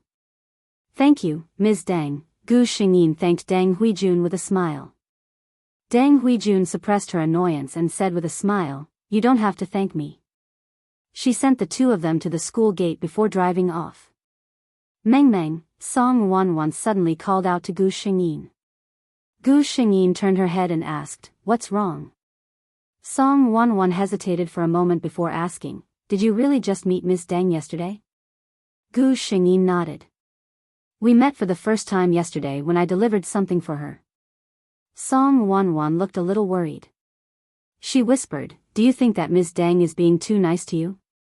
This was a very illogical place. Normally, it was normal for a teacher to ask a student to deliver something for her. Usually, a teacher would just thank the student verbally. This was not a big deal. However, Ms. Deng was being so formal. Not only did she ask the student to call her sister, but she also invited her to a meal. Those who did not know better would think that Gu Xingyin had helped her a lot. Gu Xingyin looked at Song Wanwan in surprise. She did not expect that her good friend, who usually only cared about eating and drinking, would have such a meticulous side to her. Song Wanwan saw that Meng was looking at her like that and misunderstood. She quickly said, "Don't take it to heart. Let me tell you, Meng, there are all kinds of people in this society. We can't just look at the surface." Before she could finish, Gu Xingyin grabbed her arm. "I know, housekeeper Wanwan," she said with a smile. Song Wanwan was stunned for a moment before she exploded. Who are you calling housekeeper? Gu Xingyin laughed. After fooling around for a while, the two of them returned to the dorm. When Song Wanwan saw that Gu Xingyin was confident in this matter, she did not say anything else. Anyway, regardless of whether that teacher Deng was really passionate or had other motives, Meng Meng would not be at a disadvantage as long as she was on guard against him. The next day, Gu Xingyin heard a piece of news from a male classmate who regarded Deng Huijun as a goddess. It was said that when teacher Deng went home last night, she missed a step. Fortunately, it was not the stairwell. However, she was wearing high heels that were more than 10 centimeters high. It was said that the sprain was not light. She went to the doctor that very night and had to rest for at least a week. Gu Xingyin chuckled when she heard the news. On the first day she came to this world, the skill she drew was rather magical. It was similar to the spirit of speech skill of the gods. However, if this ability was given to the gods, they might be able to create things, and they might be able to kill with a single word. However, in this world, due to the restrictions of the laws, Gu Xingyin's words had a much higher probability of coming true. The smaller the matter, the higher the probability of it happening after she said it. When they met yesterday, she deliberately said those words to Deng Huijun in such a worried manner. Didn't you lie and say that you sprained your ankle? If I don't really sprain it, how can I live up to your words? Song Wanwan even came to gossip with Gu Xingyin. Teacher Deng sprained her ankle the day before yesterday, and she sprained it again yesterday. This time, she probably won't be able to wear high heels for a long time. Chapter 1794. Gu Xingyin did not say anything. She thought to herself, it's probably been a while since he's in the mood to hit on me. Deng Huijun was lying on the bed. The throbbing pain from her ankle made her anxious and flustered. Her mother was still nagging, why did you fall in front of your own house? You're not usually so careless. Deng Huijun was already annoyed, and Zhao Li was still nagging. She said helplessly, I'm so tired now, Mom. I want to sleep for a while. Zhao Li closed her mouth. She looked at her daughter worriedly and said, if you have any problems, remember to call me. Deng Huijun nodded and watched Zhao Li walk out of the room. She buried herself in the pillow in annoyance. It was annoying. She always felt that she was unlucky. Deng Huijun had worn high heels for so many years, and nothing like this had ever happened. She could not help but scold herself when she thought of the excuse she had found before. She could find any excuse, but she had to say that she had sprained her ankle. Great, she had really sprained her ankle. The throbbing pain from her ankle made her unable to calm down. She could not help but think of Gu Xingyin again. Zhang Yu was also a jinx. She thought of what she had said yesterday. What did she mean by spraining her ankle again? Deng Huijun felt upset no matter what she thought. So annoying. She pulled the quilt over herself and sulked. Gu Xingyin did not know of her entanglement. However, even if she knew, she would only feel a little better and the sky would be a little bluer. It was Saturday, and there were no classes for the whole day.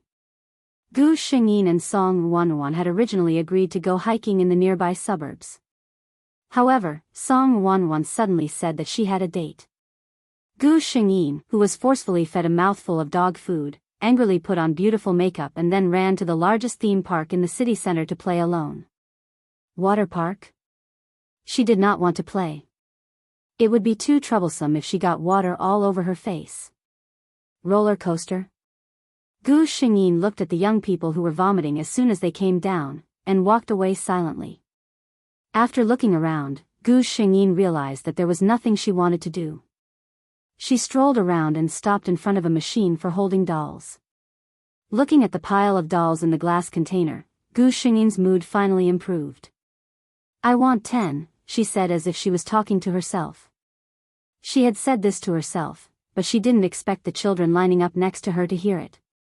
Big sister, you're exaggerating. I've never seen anyone with 10 dolls. Gu Xingyin subconsciously looked around. On the left, there was a 5 or 6-year-old little boy wearing denim overalls and a round hat on his head. He was looking at him with a serious face. Handsome, are you talking about me? The little boy nodded his head very seriously. Yes, elder sister. Little uncle taught me that people shouldn't casually say things that they can't do. Otherwise, it will be very embarrassing. In fact, the first sentence was said by his little uncle, and the second sentence was made up by the little boy based on his own imagination. Gu Xingyin found it interesting. A 5 or 6-year-old chubby little boy actually knew how to educate people? Which family's adults taught their children like this? She couldn't help but smile and say, "Who said I was bragging? I can hold 10. The little boy's face was full of disbelief. You're lying. Even my best uncle couldn't catch more than 10 dolls. Gu Xingyin. What kind of logic was this? Because your little uncle can't hold 10 dolls, so others can't hold 10 dolls? She couldn't help but say, "Who is your little uncle? Is he that good?" At this time, behind the little boy, a man wearing a black casual outfit and a black baseball cap raised his head. It's me. Chapter 1795. When she heard the voice, Gu Xingyin's body stiffened. When she saw the man's face, Gu Xingyin smiled awkwardly. What a coincidence, Teacher Guan. It was indeed a bit embarrassing to be caught quarreling with someone else's junior on the spot by an elder. The corner of Guan Hanting's mouth raised slightly.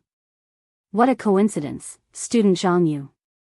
Gu Xingyin smiled and silently turned around to continue to line up.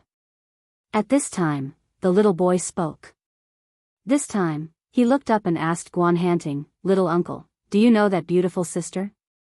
Gu Xingyin heard the man's low voice less than a meter away. Yes, she's little uncle's student. The little boy then said, "Just now, this sister said that she can pick up 10 dolls. I don't believe it at all." Guan Hanting had been standing there, so of course, he also heard this conversation. He glanced sideways at the little girl in front of him, who wished she could shrink her whole body, and a smile flashed in his eyes. Maybe that sister is really amazing. The little boy put on a straight face and seriously expressed his position. I don't believe it. Little uncle, you're so amazing, but you haven't picked up so many dolls for Zhao Zhao.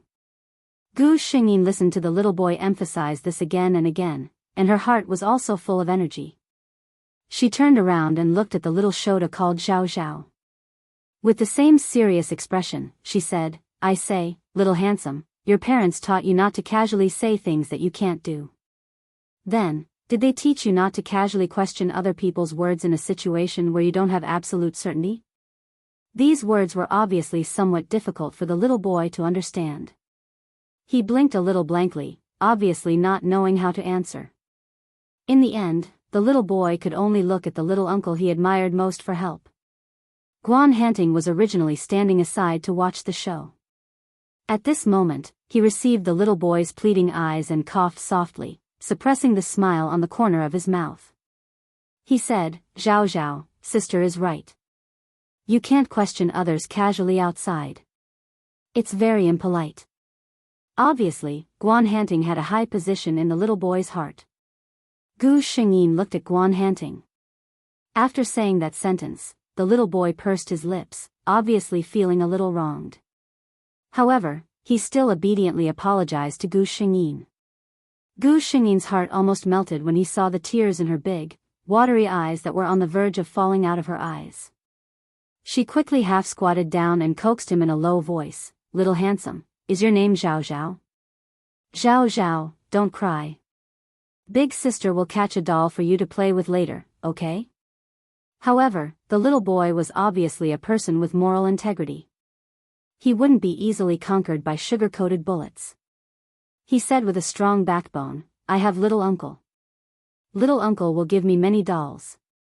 Gu Xingyin raised his head and glanced at Guan Hanting. It was hard to imagine this person standing in front of the claw machine with a serious expression and operating it as if he was studying an academic problem. Imagining that scene, she couldn't help but laugh. At this time, the two girls in front of Gu Xingyin left with depressed faces. Obviously, they didn't get anything. Gu Xingyin winked at the little boy and said, Take a good look. Am I just boasting? I can definitely catch 10 dolls. She said the last sentence heavily, as if to emphasize something. Chapter 1796. The little boy was still in line, so both of them were looking at Gu Xingyin. Guan Hanting had a hint of interest in his eyes, as if he was watching a good show. The little boy, on the other hand, really opened his big eyes and looked at Gu Xingyin without blinking, as if he really wanted to see if she could pick up 10 dolls. Speaking of which, Gu Xingyin was still a little confident in her heart. After all, picking up dolls wasn't a big deal. Words should be able to work, right? Then, she slowly began to operate the machine. 1, 2, 3. The little boy had already opened his eyes wide. In his eyes, that beautiful sister had simply subverted his understanding. The machine that didn't listen to him every time was operated by that beautiful sister as simple as drinking water. Seeing that the dolls were successfully picked out one by one, the little boy couldn't help but look up at his little uncle. Guan Hanting was also looking at Gu Xingyin. However, unlike his little nephew who was staring at the dolls with shining eyes, his gaze was more focused on the girl who was focused on picking up the dolls. She seemed to be very serious. From Guan Hanting's angle, he could see a very serious side profile. Her long eyelashes were curled up, and her eyes were wide open. She lowered her head with full attention, looking at the claw machine below. Guan Hanting could see her straight little nose and her slightly pursed lips because of nervousness. She really looked like a doll. Guan Hanting was startled by the sudden thought that popped into his mind. At this time, Gu Xingyin happened to turn her head. However, she didn't look at him, but directly lowered her head to look at her little nephew. Guan Hanting looked at her with a smug and playful smile and said, "Little handsome, how is it?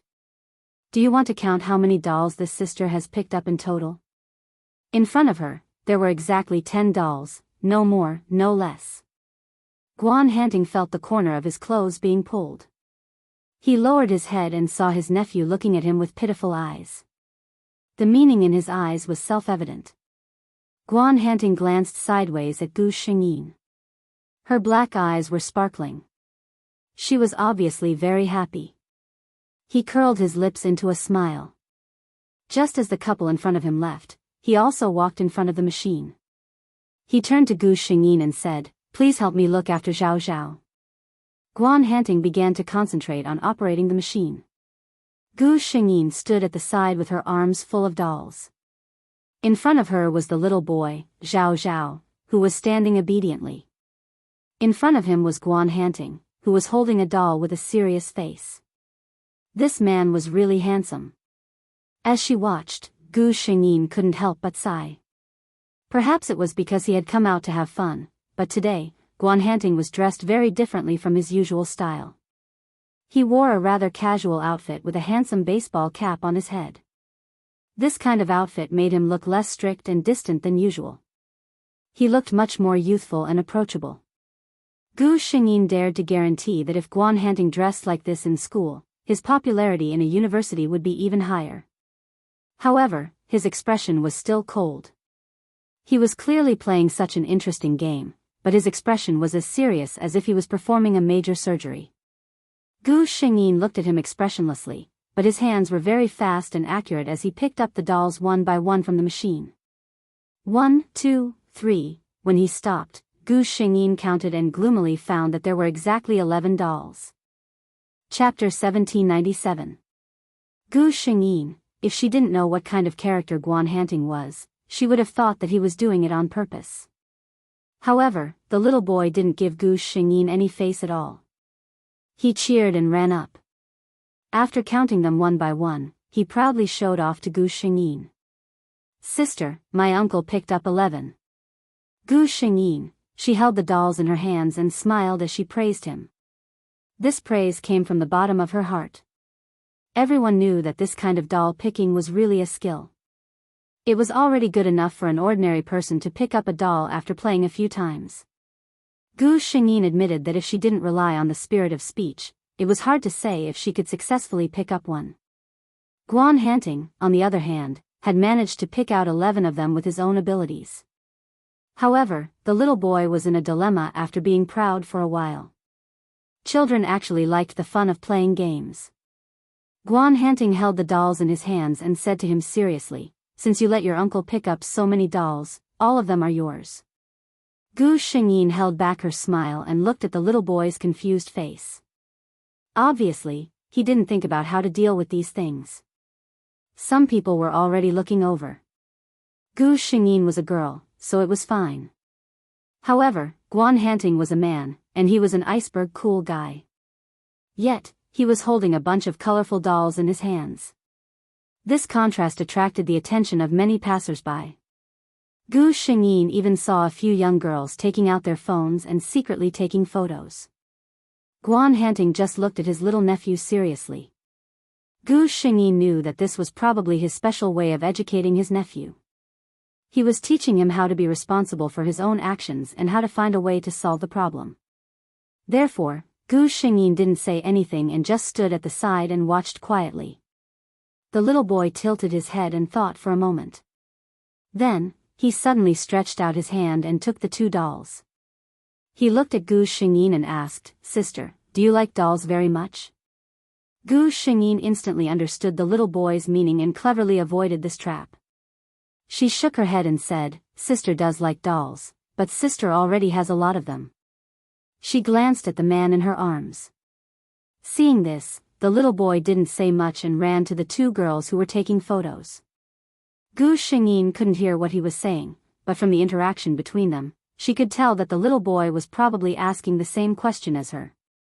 She smiled at the two girls' surprised smiles, and one of them couldn't help but squat down and kiss Zhao Zhao. Zhao Zhao's face was a little red when he came back. He was obviously shy.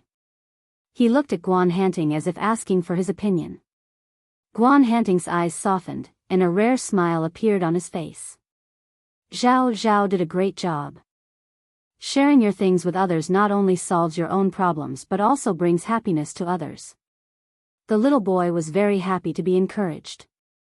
There were many children in this amusement park. The last doll that Guan Hanting caught, except for one that Zhao Zhao especially liked, was given away by him. Gu Xingyin sighed with emotion. What a smart child. Guan Hanting's eyes softened. Zhao Zhao is really smart. He glanced at the dolls in Gu Xingyin's arms and suddenly said, "Are you going to hold these little things until we go back to school?" Gu Xingyin just remembered that she was also holding a doll in her arms. Chapter 1798. She looked at the things in her arms and was a little worried. Gu Xingyin's eyes lit up when she saw Zhao Zhao, who had just returned from delivering the things. She squatted down with difficulty and said to Zhao Zhao, "Handsome Zhao Zhao, are you willing to do me a favor?" The little boy looked at her in confusion. Gu Xingyin smiled brightly and said, "I also want to give these dolls to those who don't have dolls." "Zhao Zhao, are you willing to help me?" Zhao Zhao tilted his head and asked in confusion, "Can't you do it yourself?" Gu Xingyin blinked and looked a little wronged. "But you're not as cute as Zhao Zhao. If you give them to them, no one will want them." Guan Hanting, who was standing at the side, was speechless. He looked at Gu Xingyin with a blank expression as she coaxed his little nephew. If it were any other day, he might have taken his little nephew and left directly. But today, he didn't know why, but he felt that it was a good thing to watch these two clowns act cute.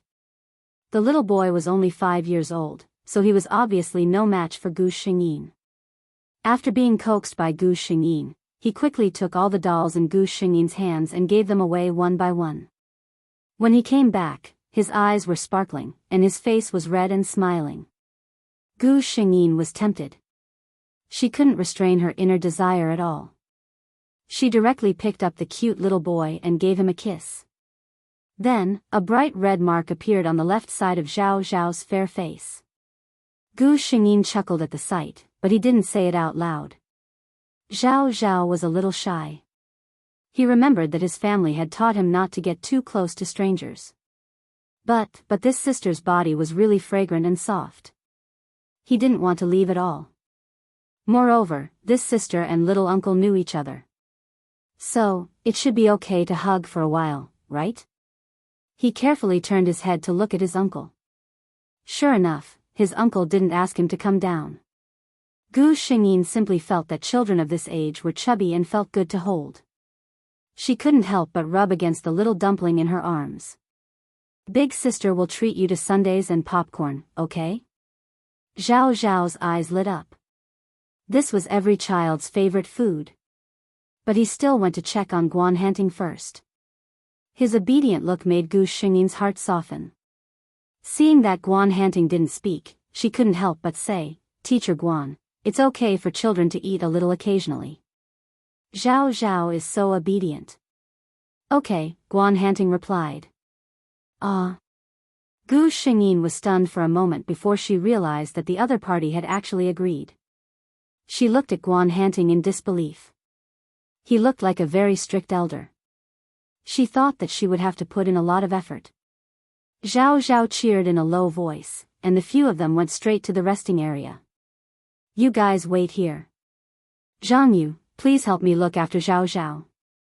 I'm going to buy something. Guan Hanting watched the two of them sit down before leaving.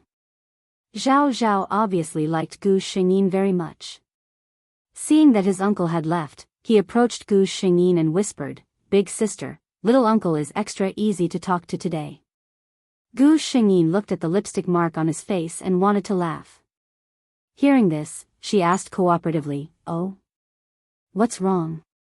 The little boy said with a serious face, Little uncle agreed to whatever I wanted today. If I didn't want it, as long as you asked, little uncle would agree. He looked at Gu Xingyin with a serious face.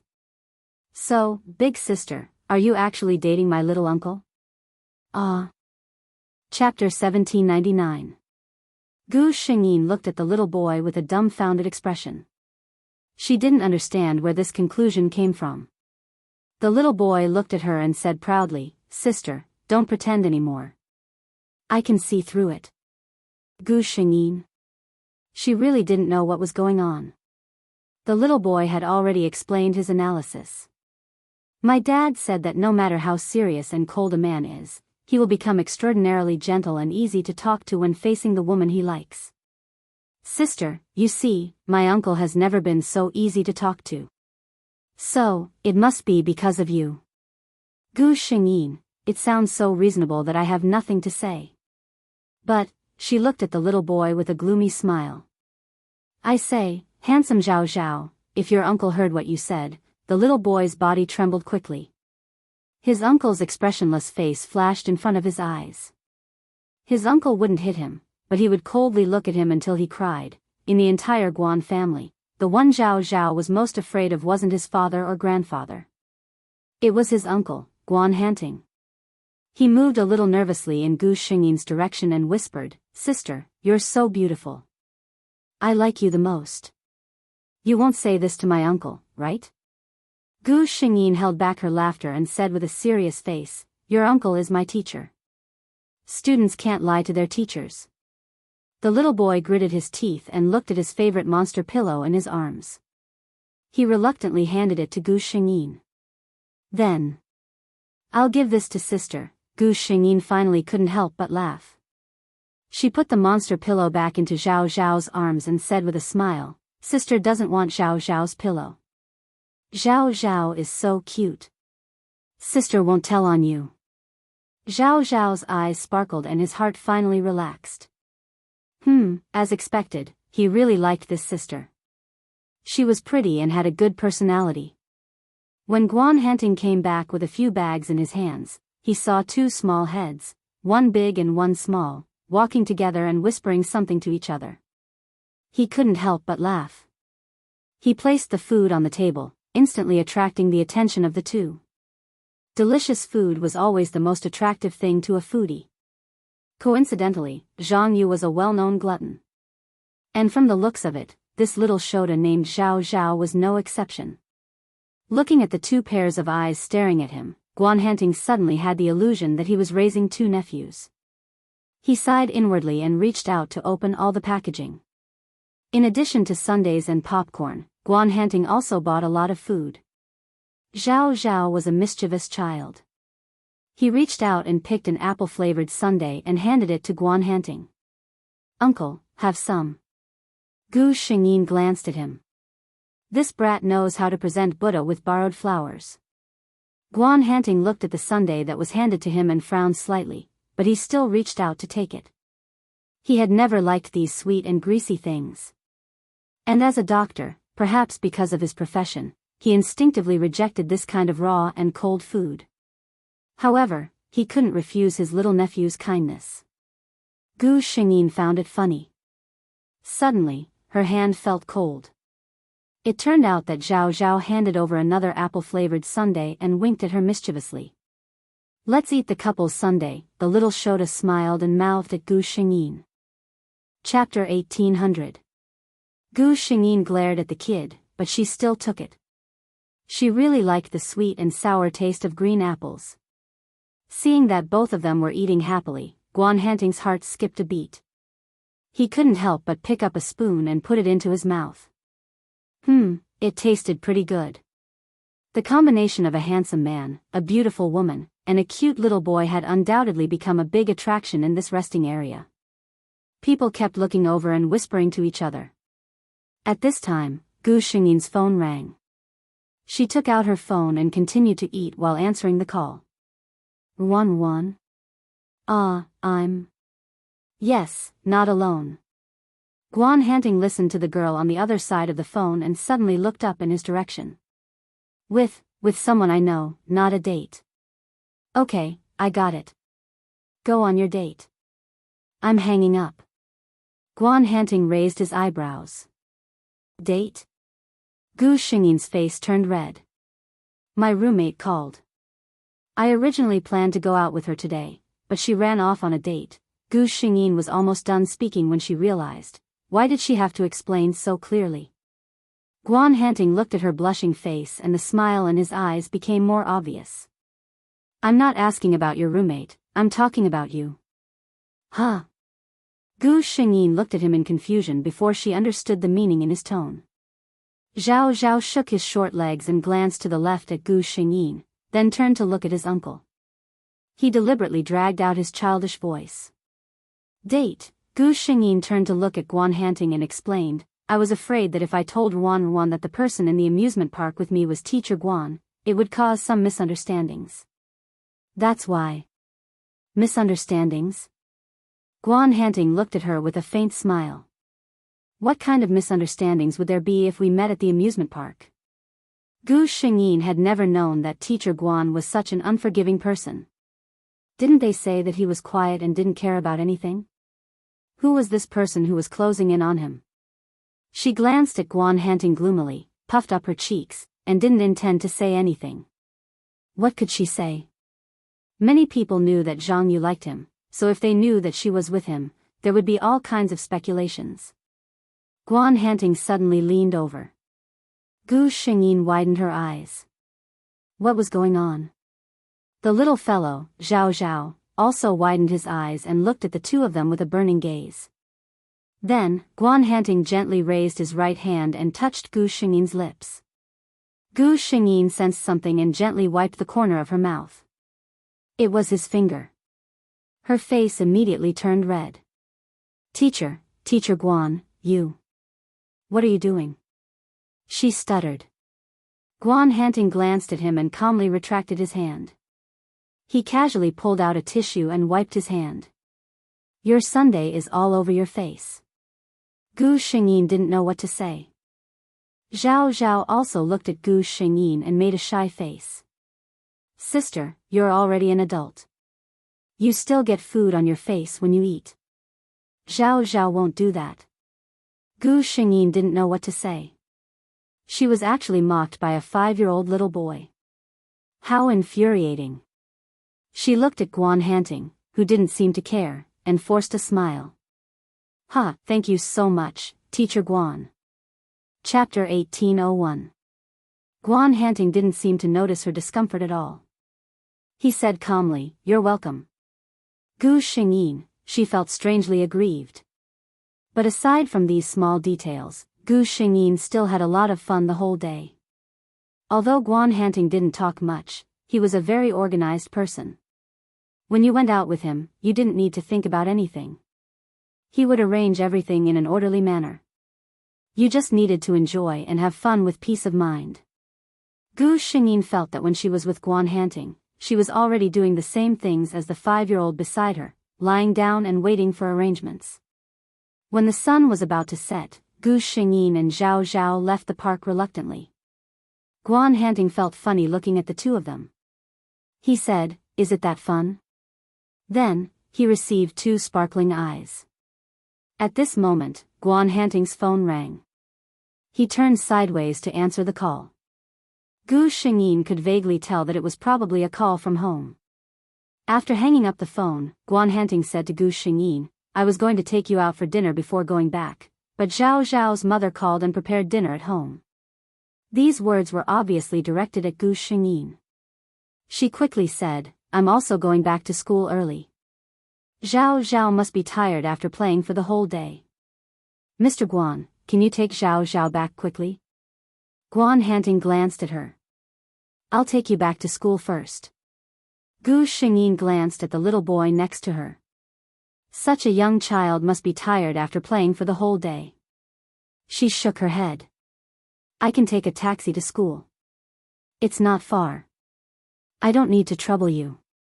Guan Hanting saw that she insisted and didn't say anything else. Zhao Zhao waved goodbye to Gu Xingyin reluctantly. Guan Hanting was also a little curious. This little nephew of his had been eccentric since he was young. He had always been very popular, but Zhang Yu was the first person he couldn't forget after knowing her for only a day. He couldn't help but ask, "Zhao Zhao likes that sister that much?" Zhao Zhao said in all seriousness, "Sister is very beautiful and she is a very nice person." He thought for a moment and added, "They're much better than the aunties that Grandma found for you." Guan Hanting couldn't help but laugh. He knew who the aunties Zhao Zhao was talking about were. They were the girls his mother had arranged for him to go on blind dates. How could they be compared? He saw that the little girl seemed to be a little sleepy, so he bent down to pick her up and walked towards the parking lot. He could still hear him talking to the little boy. "Sister Zhang Yu is different from those aunties. She's little uncle's student. Zhao Zhao, don't compare her." The little fellow seemed to mumble something, but Guan Hanting couldn't hear it clearly. When he looked again, he found that the little nephew in his arms had already yawned and fallen asleep. Coincidentally, Gu Xingyin had just gotten out of the car when she bumped into Song Wanwan, who had just returned from a date. There was a boy next to her who was carrying her bag. The two of them seemed to be chatting happily. Gu Xingyin immediately knew what was going on. "It seems that my roommate is no longer single." Song Wanwan obviously saw Gu Xingyin as well. She turned to say something to the boy, took her bag from him, and walked towards Gu Xingyin. "Congratulations." Gu Xingyin winked at her. Chapter 1802. Hearing this, Song Wanwan turned around. The guy was still standing there. She waved at him before he turned and left. Gu Xingyin said sourly, "Are you trying to show off to me?" Song Wanwan walked over and held her arm. "Meng Meng, aren't you embarrassed to say that? If you were to announce that you're looking for a boyfriend now, I guarantee that the queue in our school would stretch from the classroom door to the school entrance." Gu Xingyin laughed but did not say anything. Seeing her like this, Song Wanwan's heart skipped a beat. She seemed to have thought of something inside. "Meng Meng, what do you plan to do?" Gu Xingyin was confused. "What do you mean?" "Mr. Guan." Song Wanwan lowered her voice. "I don't mean to say this, but although Mr. Guan is handsome, he has such a cold personality. I don't think he'd be a good boyfriend. Besides, look, there are so many girls who like him. Have you ever seen him get close to anyone?"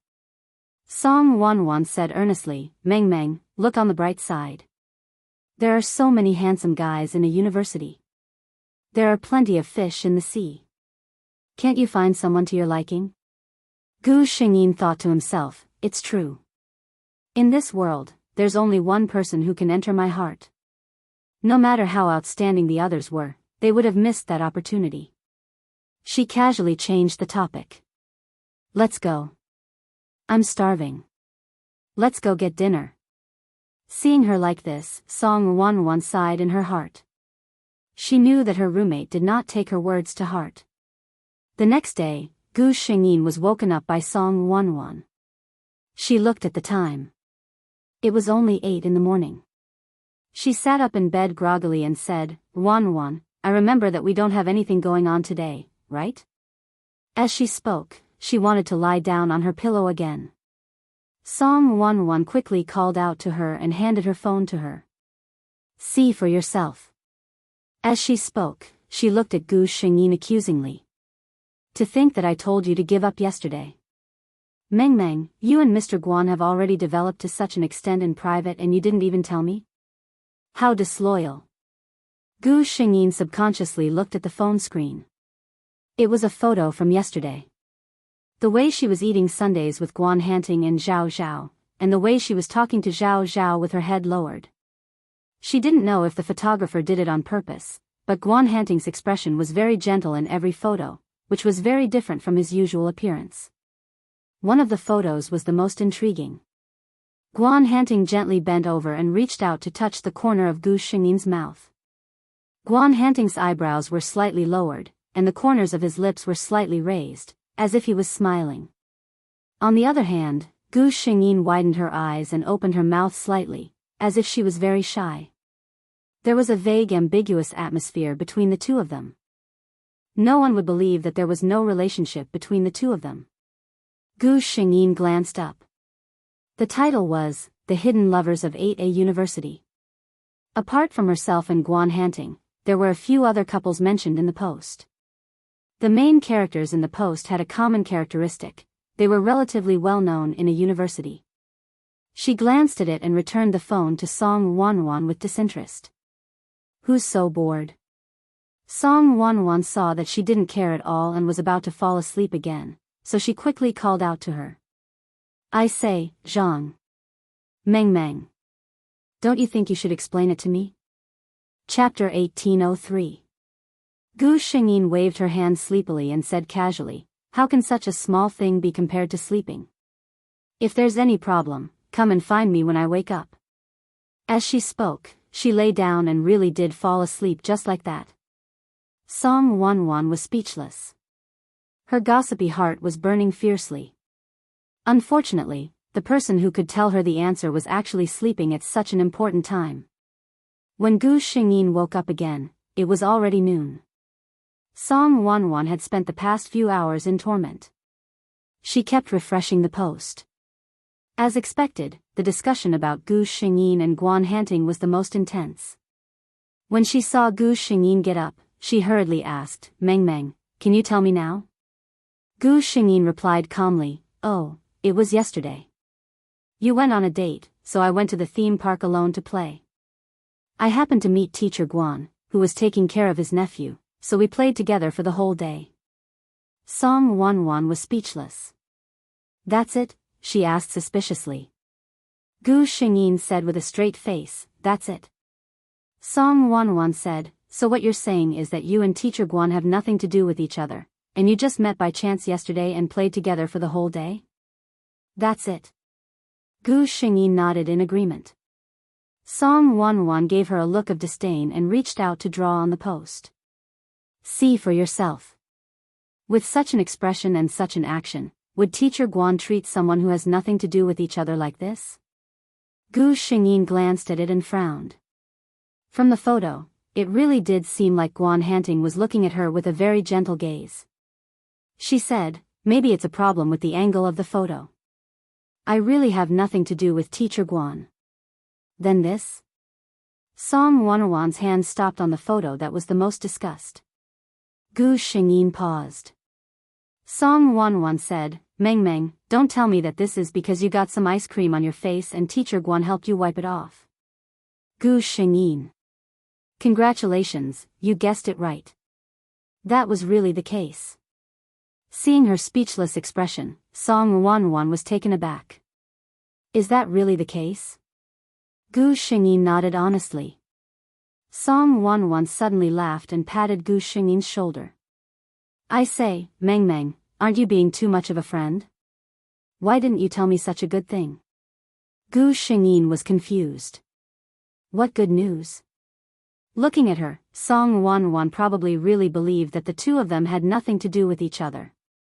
Of course, that was only for now. She looked at Gu Shengyin with resentment. Zhang Mengmeng, can you use your full score IQ to think about it? A normal person, especially a cold and ascetic handsome guy like Teacher Guan. If he had no feelings for you, would he have done something so intimate with you? Gu Shengyin's eyes widened. What do you mean? Song Wanwan nodded. Gu Shengyin sighed. No, he wouldn't. You don't know that Teacher Guan has never even smiled at me. Song Wanwan, one of you is slow, and the other is boring. Serves you right that you can't be together. She waved her hand. Forget it. Fate is probably something that's predestined. You guys can do whatever you want. Gu Shengyin looked at her with a smile and shook her head. Actually, how could she not know? Guan Hanting was probably the only one who did not know. First update. There are 4 more updates tonight. On the first day of the month, if you have votes, please vote for Gigi. Let's go up the rankings. Chapter 1804. Gu Shengyin didn't take this matter to heart. There was a lot of gossip on the school forum. Moreover, the author of the post didn't seem to have any malicious intentions. It was purely gossip. If Gu Shengyin took this seriously and still made a fuss about it, it would really be a case of trying to cover it up. However, even if she didn't care about this matter, there were naturally people who cared. During class the next day, several students in Zhang Yu's class were gossiping to Gu Shengyin about what had happened with a mysterious look on their faces. Gu Shengyin could only helplessly say, there really isn't anything. However, the onlookers weren't satisfied with her explanation at all. Their enthusiasm didn't diminish at all.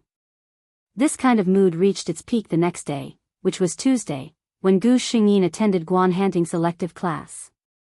Even if Gu Shengyin didn't care about other people's gazes, there were so many people looking at her in unison. Moreover, they looked at her ambiguously and looked back and forth between her and another person of the opposite sex.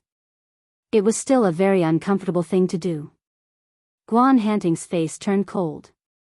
It's class time now. If you have any questions, we can discuss them after class. If you don't want to attend my class, you can leave now. He had accumulated quite a lot of power on a daily basis. When the crowd saw that Teacher Guan was angry, they didn't dare to continue gossiping.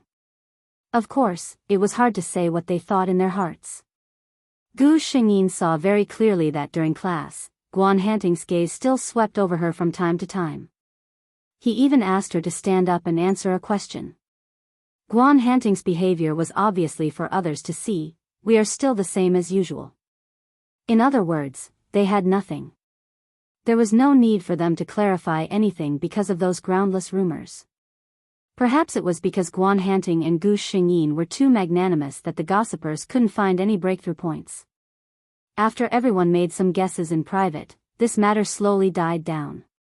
However, some people took it to heart. Deng Huijun, who was lying in bed and scrolling through her phone in boredom, had always been a frequent visitor to the school forum. She usually liked to post some selfies on the forum, including photos of the food she made, photos of her travels, and so on. Occasionally, she would also share some chicken soup for the soul. Coupled with her own good looks, she could be considered a popular figure on the forum. When Deng Huijun saw the photo of Gu Shengyin and Guan Hanting, she thought it was fake. She knew very well how unapproachable Guan Hanting was. If he was so easily attracted to a beautiful female student, with Deng Huijun's beauty, she wouldn't have hinted so many times. Guan Hanting didn't react at all. Moreover, Deng Huijun was very confident. No matter how beautiful she was still just a little girl. A mature and gentlemanly man like Guan Hanting would prefer a mature and elegant woman like her. Don't let this photo affect your judgment, she said to herself. But even so, she still couldn't calm down. She couldn't lie to herself. Judging from this photo, even if Guan Hanting didn't like Zhang Yu, she must have a special place in his heart. Chapter 1805. Deng Huijun felt a sense of suffocation in her heart. If she did not clear it up, she would never be able to feel at ease. She hated Zhang Yu. She had twisted her ankle the moment she got close to her. In the end, she was forced to lie at home every day to recuperate. She was so close to the man she liked. If it was said that Deng Huijun had only instinctively disliked Zhang Yu in the past, then now, she truly detested her and even loathed her. Human emotions were just so strange. Deng Huijun's situation clearly had nothing to do with Gu Xingyin. Moreover, Deng Huijun was not related to Guan Hanting. Anyone could be with him. Deng Huijun felt that it was because of Zhang Yu that she was so unlucky. She did not want to follow her mother's instructions and slowly approach this girl to find out more information. That would be too troublesome. She was very angry now. Deng Huijun felt that if she saw Zhang Yu now, she would not be able to keep calm. After the class. As usual, Guan Hanting picked up his books and walked out of the classroom. The students in the classroom, who were waiting to watch a good show, all looked disappointed. They thought that since the discussion on the forum had gone viral, as the parties involved, the two of them would at least give some reaction. But everything was as usual. The two of them acted as if they did not know anything and nothing had happened. Their calm appearance poured a bucket of cold water on the fiery gossipy hearts of the students. After Guan Hanting's class, Gu Xingyin and Song Wanwan took their books to another classroom. They had a full class in the afternoon. At this moment, Gu Xingyin's phone suddenly rang. It was a text message. She thought it was an advertisement notification and did not look at it for the time being. When she arrived at the classroom for the next class, Gu Xingyin thought of this and took out her phone from her pocket. It was an unknown number. There were only a few words in the text message. I saw the news on the forum. Don't worry, the innocent will know. Gu Xingyin could not help but laugh. Could it be that this man still thought that she would develop some kind of strange emotions? Her laughter attracted Song Wanwan's attention. She couldn't help but lean over. What are you looking at that makes you smile so happily? Gu Xingyin instinctively put her phone away and smiled at Song Wanwan.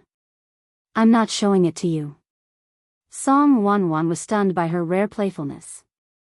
When she came back to her senses, she couldn't help but reach out and pinch Gu Xingyin's face. Look at your beautiful face. If I were a man, I wouldn't let other men take advantage of you. Gu Xingyin chuckled and didn't say anything else. When Song Wanwan fell silent, Gu Xingyin discreetly took out her phone and scrolled to the message page. She thought for a moment, then tapped her finger lightly and replied with a message. In the office, the other teachers looked at Guan Hanting, who rarely didn't leave immediately after work, and asked curiously, "Is there anything else today, Mr. Guan?" They all knew that Guan Hanting's main job was in the hospital. They had always known that he was a busy man who came and went in a hurry and left right after class.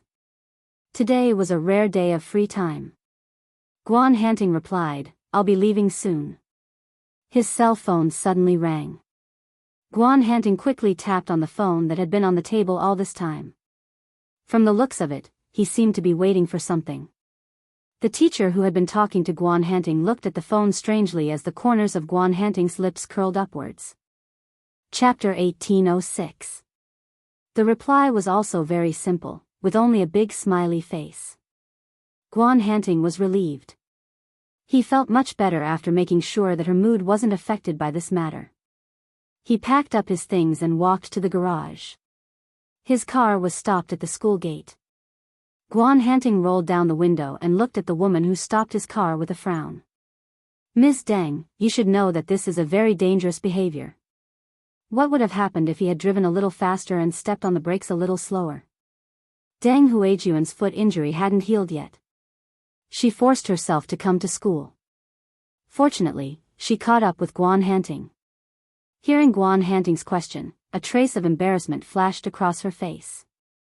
But very quickly, she suppressed this trace of embarrassment. She walked to the window and said to Guan Hanting, "Mr. Guan, can you give me a ride?" Guan Hanting furrowed his brows. He knew that Deng Huijun had feelings for him. Because of this, he didn't want to have anything to do with her.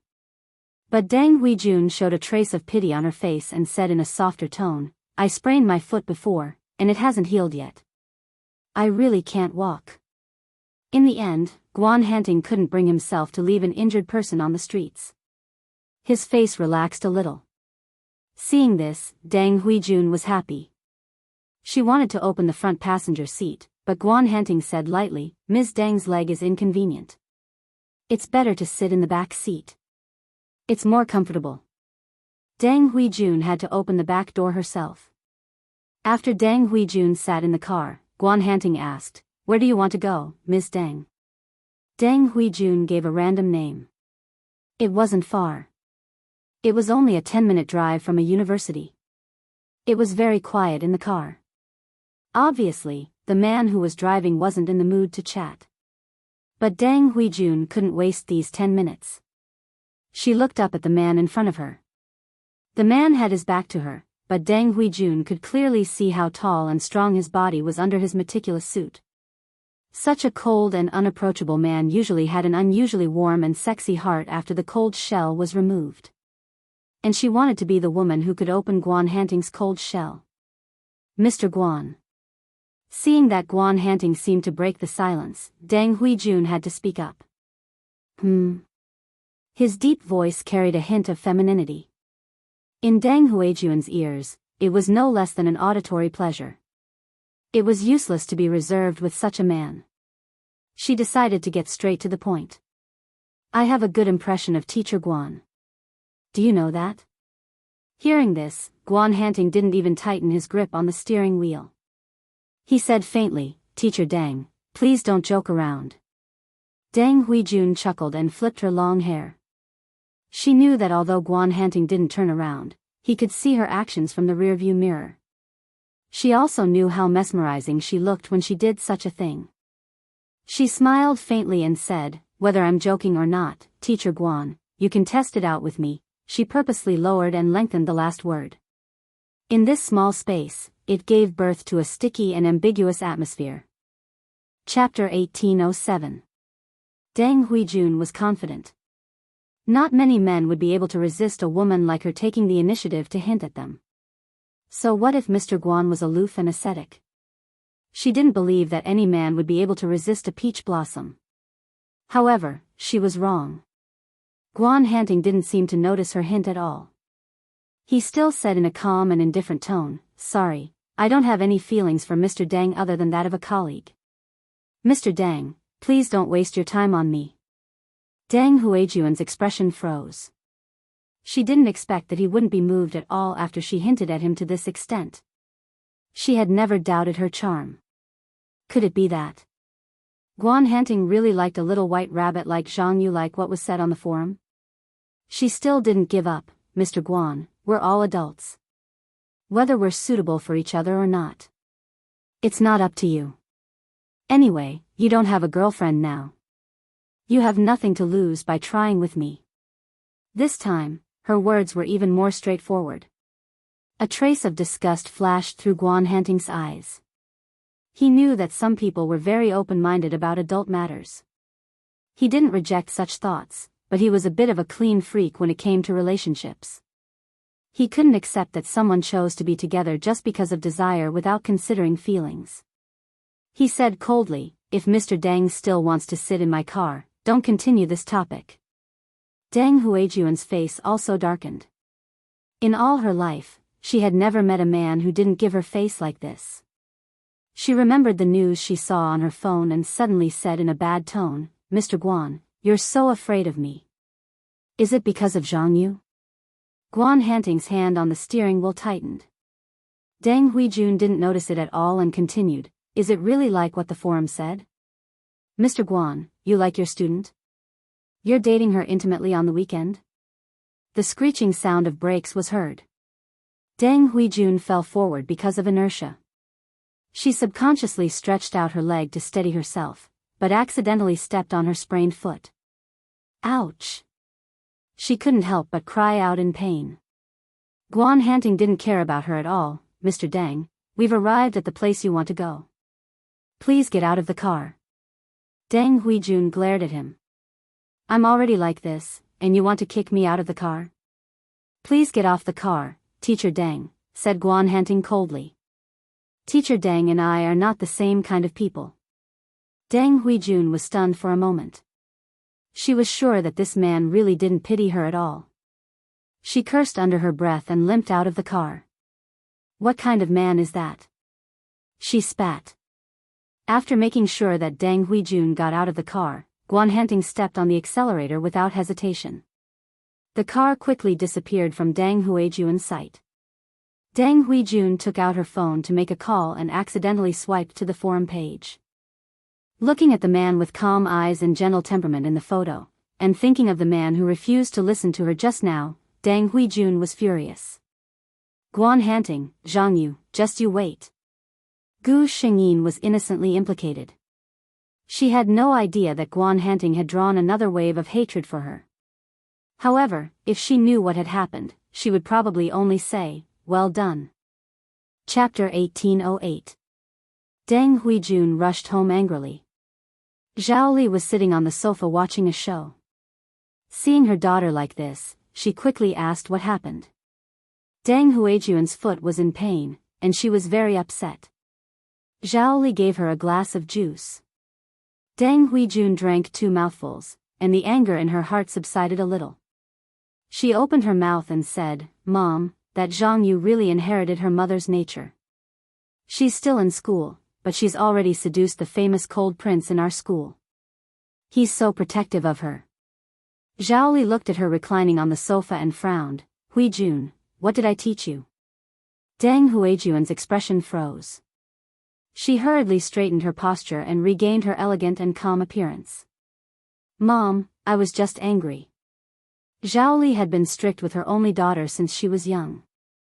Not only did she send her to dance lessons, but she also hired a professional etiquette teacher to teach her. According to her, she wanted to nurture her daughter into a true lady of the upper class. Apparently, her strictness had paid off. Outside, many people who saw Deng Huijun were full of envy and praise. However, no one knew what they said in private. After all, Zhao Li's affair with Deng Yuanlin back then, forcing the legal wife to step down and successfully becoming Mrs. Deng, was not a secret in the upper-class circle of Green City.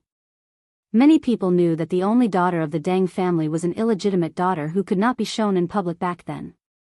Only Deng Huijun herself did not know. Zhao Li said with satisfaction, that's more like it. Tell me, what's wrong with that Zhang Yu? Speaking of this, Deng Huijun's face was full of anger. She exaggerated a lot about Zhang Yu, especially the rumor that he was in a relationship with a teacher that had caused a lot of commotion in school in recent days. She looked at her with disdain. Tell me, what ability does she have to attract a man like Teacher Guan? So many boys in a university can't forget her? Zhao Li did not speak.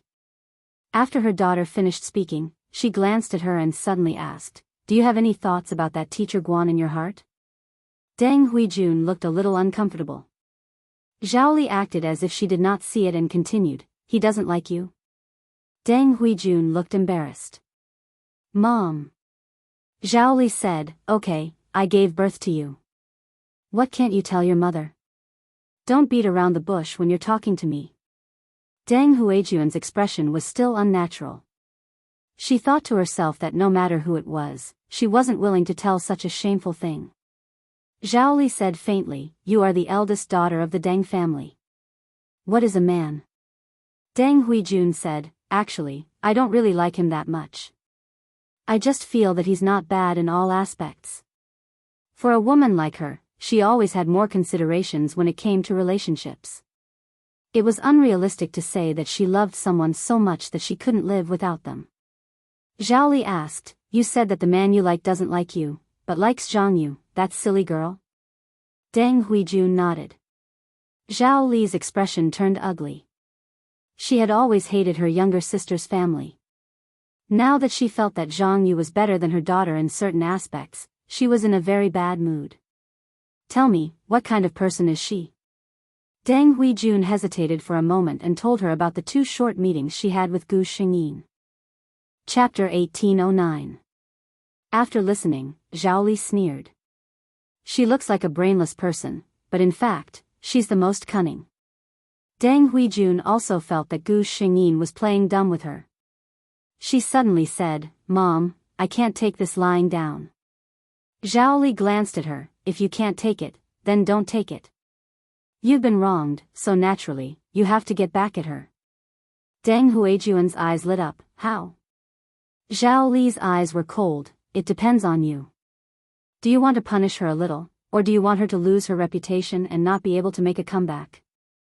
She looked at her daughter, as if waiting for her choice. Lose her reputation. Not being able to make a comeback. As long as Deng Huijun thought that these things would happen to Zhang Yu, her heart was a little excited. She looked at Zhao Li. "Mom, I want the latter." Zhao Li was satisfied. She nodded, and the mother and daughter began to discuss. Gu Xingyin heard the system's feedback. She smiled faintly and said, "I originally thought that Deng Huijun was a ruthless character, but I didn't expect that compared to her mother, she's just a small fry." The system said cooperatively, "The older the ginger, the spicier it is." Gu Xingyin looked at the system with an inexplicable expression. "I say, system, I feel that you're becoming more and more human." The system's white light flashed violently, and then it said calmly, "Host, the system will evolve as the host completes more tasks and levels higher." It meant that this was a normal phenomenon. Gu Xingyin reluctantly believed this excuse, but her heart became more doubtful. Another Wednesday passed. Guan Hanting and Gu Xingyin had no interaction at all these 2 days, and the popularity of the gossip between the two of them had decreased a lot. After all, in a place like a university, there were new things happening every day. Everyone's attention was quickly attracted by other things. In fact, Gu Xingyin and Guan Hanting did not have any contact with each other like what others thought. Since the text message that day, there seemed to be some subtle involvement between the two of them. When Gu Xingyin met Guan Hanting on the road, she would smile and greet him, and Guan Hanting would respond with a gentle expression. Until one day, Gu Xingyin received a text message on her phone. "Pretty sister, I'm Zhao Zhao. Pretty sister, when are you going to come and play with me? Zhao Zhao misses you so much. Oh right, if you come to play with me, I'll tell pretty big sister what little uncle called pretty big sister." This was obviously not Guan Hanting's style. Gu Xingyin couldn't help but laugh when she thought of the cute little boy's chubby face.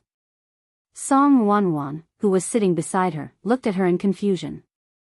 "Meng Meng, why are you suddenly laughing?" Gu Xingyin quickly said, "I'm chatting with a child in my house. He's very cute." "Oh." Song Wanwan was not interested in children, so she lowered her head again. Gu Xingyin did not reply to Song Wanwan. When she checked her phone again, she saw 2 more messages. One was the address, Jinhug Garden XXXXX. Could this be Guan Hanting's address? Gu Xingyin instinctively looked it up on the web. It was near the business center of the city, and it was a high-end bachelor apartment area popular with white-collar workers. The second message, "The child is immature, don't mind him." Obviously, the main character was back. Gu Xingyin could even imagine Guan Hanting's calm and helpless expression. Chapter 18:10. Guan Hanting just went to the kitchen to make a glass of juice for Zhao Zhao. When he came out, he saw the little guy playing with his phone. He never put anything private in his phone, so he didn't particularly care that his little nephew was playing with it. Therefore, he didn't even have a lock screen password. However, when he heard his little nephew mumbling something, he walked over and asked, "What are you doing, Zhao Zhao?" Zhao Zhao was startled. He didn't hold the phone firmly and it fell straight off the sofa and onto the carpet. Guan Hanting picked it up in amusement. "Am I that scary?" He picked up the phone and saw the conspicuous remark on it, "Cute rabbit." He was speechless when he saw the 2 messages on it. He tapped on his phone and sent an explanation text message. Then, he looked at his little nephew. His parents had a party in the afternoon, so they couldn't take him. His grandparents happened to be traveling. Thinking about it, Zhao Zhao's parents thought of Guan Hanting, who happened to be able to rest for half a day this afternoon. Guan Hanting liked this little nephew very much, so he readily agreed. But, wasn't this kid a bit too naughty? Looking at his uncle's calm eyes, Zhao Zhao couldn't help but shrink into the sofa. However, except for a few pillows on the sofa, there was only this cute little boy. Where could he shrink to? Therefore, the cute little boy was easily picked up by his uncle. Are you scared now? Weren't you scared when you asked your pretty sister out? Guan Hanting raised his eyebrows. Zhao Zhao blinked, and blinked again. He was still scared. He tried to look serious and said seriously, Uncle, actually, I was asking pretty sister out for you. Guan Hanting, he couldn't help but laugh.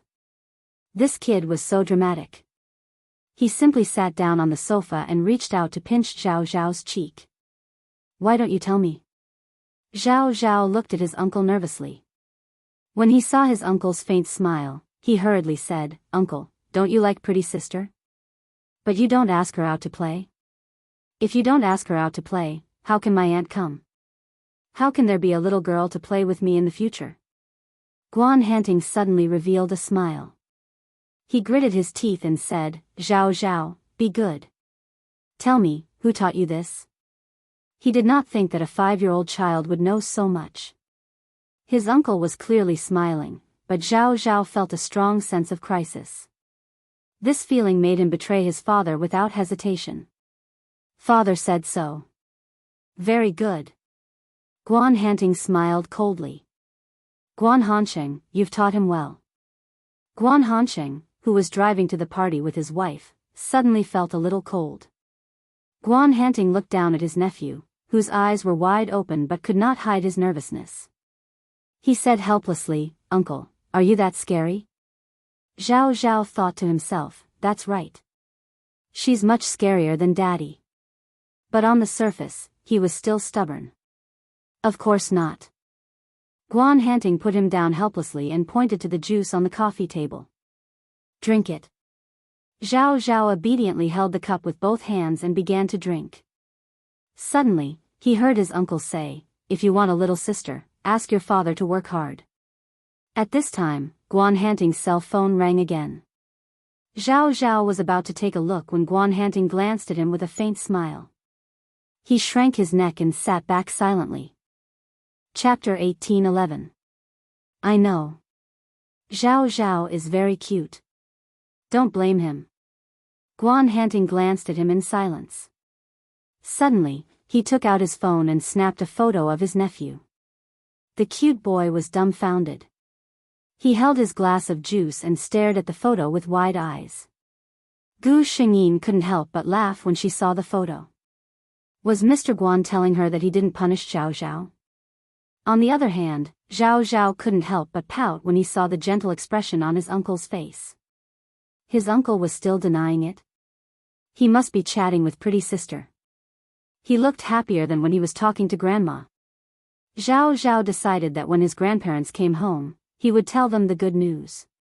This way, grandma wouldn't have to worry about his uncle not being able to find his aunt. Friday. After class. Gu Xingyin and Song Wanwan walked around the school in high spirits. They didn't have classes for the weekend. Just thinking about it made them feel relaxed. Then, the two of them were stopped by someone. It was Deng Huijun.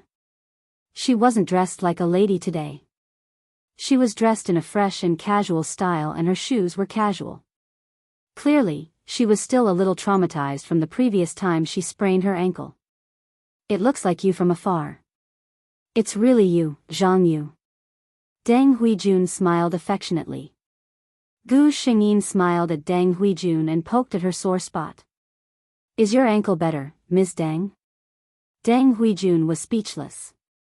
She couldn't continue the conversation. She smiled and said, it's better now. Thank you for your concern. Gu Xingyin looked down at her shoes and said sincerely, I think you look good in these shoes too. Deng Huijun didn't want to talk about her ankle and shoes anymore. She glanced at Song Wanwan. Her meaning was obvious. I have something to say to Zhang Yu. Song Wanwan glanced at Gu Xingyin. She didn't feel safe leaving her alone. Gu Xingyin said, Wanwan, you can go back first.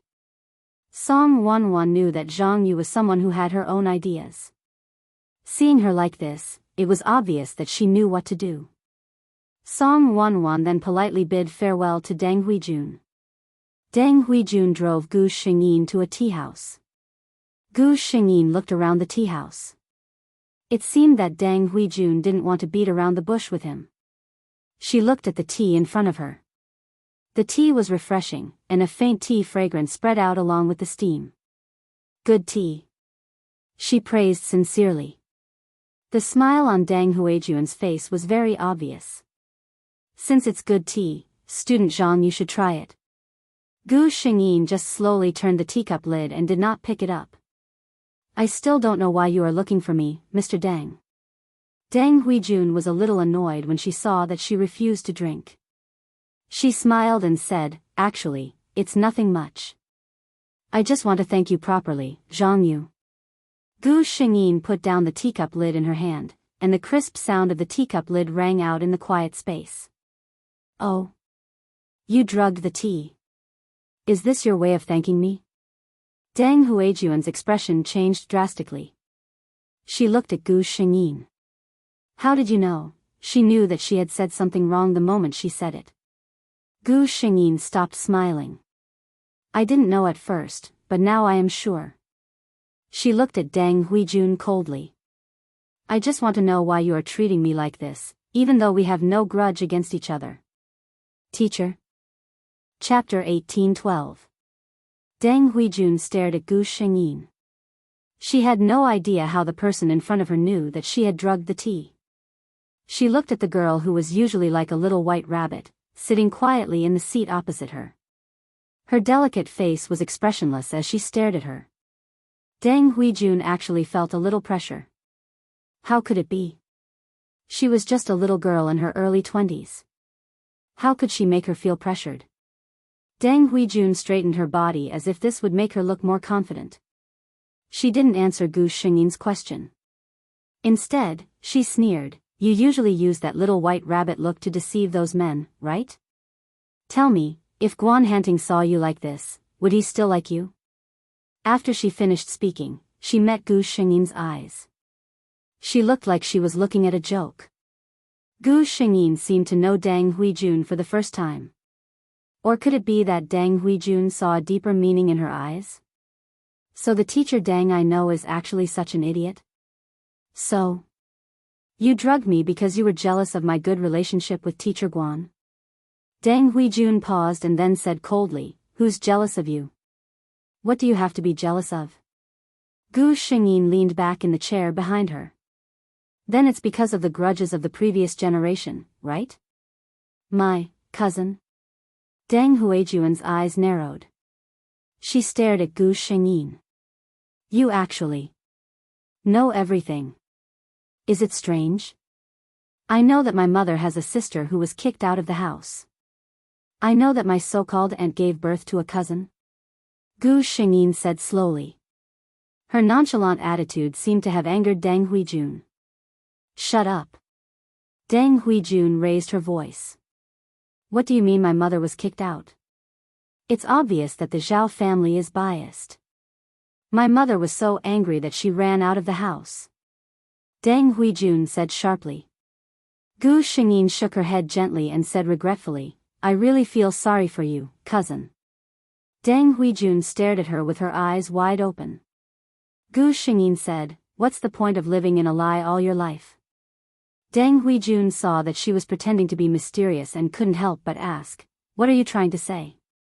The fish had taken the bait. Gu Xingyin slammed the lid on the teacup. She sat up straight, and her lazy appearance was swept away. Her entire person revealed the elegance and gentleness that was unique to the daughter of a scholarly family. Gu Xingyin spoke very slowly, as if she was afraid that Deng Huijun couldn't hear her clearly. I'm guessing that my good aunt never told you that she was chased out of the Zhao family because she gave up on a good marriage to be your father's mistress. Deng Huijun's face paled. She snapped, you're lying. Zhang Yu, I'm warning you. Spreading rumors, slandering, and harming other people's reputation is punishable by law. Gu Xingyin shook her head gently. Spreading rumors? Who in the upper-class circle of Qing City doesn't know about your parents' shitty past? Her voice was very soft, but it seemed to have a mysterious power. It easily brought Deng Huijuan's mind into the context she wanted. Think about it carefully, Miss Deng.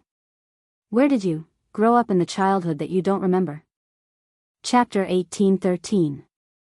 Deng Huijun looked a little absent-minded. It seemed that after hearing Gu Xingyin's words, her deliberately forgotten memories all came to the surface bit by bit. Yes, she had never seen her father before she was 4 years old. The place where she lived didn't seem to be the luxurious villa of the Deng family, but a small apartment. When she was young, she seemed to have cried and asked why she didn't have a father. Deng Huijuan's face gradually lost color as these scattered memories came to her. She suddenly came to her senses and looked at Gu Xingyin, asking in a sharp voice, "What did you do to me? What did you do to me? Why did those things appear in my mind?" Gu Xingyin looked at her with obvious pity and ridicule in her eyes. "Why do you have to do this? Teacher Deng, you know better than anyone that those are just things that you have experienced. You chose to escape, and your mother won't take the initiative to tell you these embarrassing things." Gu Xingyin raised the corner of her mouth into a wicked smile, but pretending that you don't know is just deceiving yourself and others. She leaned over and said to Deng Huijun word by word, "Before you became the eldest daughter of the Deng family, Teacher Deng, you were just an illegitimate daughter who couldn't be seen in public." Pa! Deng Huijun was shocked and directly knocked the teacup in her hand to the ground, breaking it into pieces. "Shut up." Deng Huijun stared at her. "Shut up." Of course, Gu Xingyin didn't pay attention to her. She said leisurely, "Even if I shut up, so what? If I don't say, Teacher Deng, will you pretend that nothing happened and continue to be the eldest daughter of the Deng family with a clear conscience?" Her white fingers gently rubbed the edge of the teacup, and her voice was still calm. "Do you still remember the Fong family 2 years ago? Why did they refuse to marry the Deng family?" Deng Huijun suddenly raised her head. "Shut up." Gu Xingyin only gave her an evil smile. "That's because the Fong family looks down on your birth. Even if your mother is now the official wife, those who are truly upright wouldn't take a liking to a former mistress. An illegitimate daughter raised by a mistress." She quickly dodged to the left and dodged a bag that was thrown at her. She stood up and looked at Deng Huijun condescendingly. Her gaze was bone-chilling. "How pitiful, Miss Deng.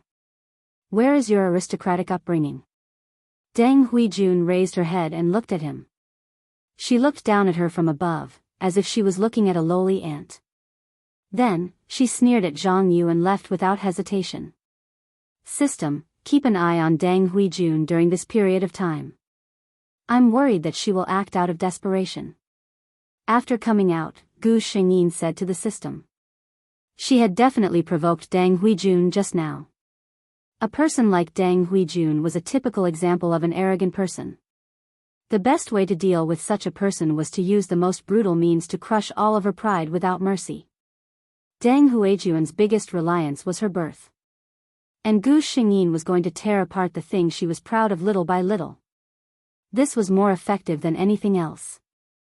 However, Gu Xingyin was also worried that she had pushed her too far. Deng Huijun couldn't figure it out at the moment. If she couldn't figure it out and wanted to die, it was fine. But if she wanted to drag someone down with her, Gu Xingyin wouldn't be happy. Chapter 1814. Gu Xingyin was still on her guard against Deng Huijun, but she didn't expect that some people didn't even need her to do anything to get herself into trouble. When she received the message from the system, she was dumbfounded. This idiot was actually Deng Huijun? It was simple. It was during the day. Deng Huijun probably received 100,000 plus critical hits from Gu Xingyin during the day. So she was sad. She went to the bar to find comfort. Bars had always been a place for adults to spend money. Whether it was money or desire. Deng Huijuan's conditions were very good. Soon, men came to hit on her one after another. She found a more pleasing one among them. The two of them hugged and hugged each other all the way. In the hotel above the bar, they easily did it. But Deng Huijun never expected that she would actually fall here. That man was not only a married man, but he also had a mistress outside. If it was just this, it would be fine. But he was obviously not satisfied with having a mistress. He still wanted to find excitement outside. That man's wife had long given up on him. This time, she didn't know where she got the news from.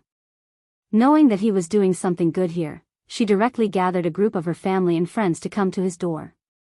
Deng Huijun was still in the fog with the man when a basin of cold water fell on her head, completely drenching her from head to toe.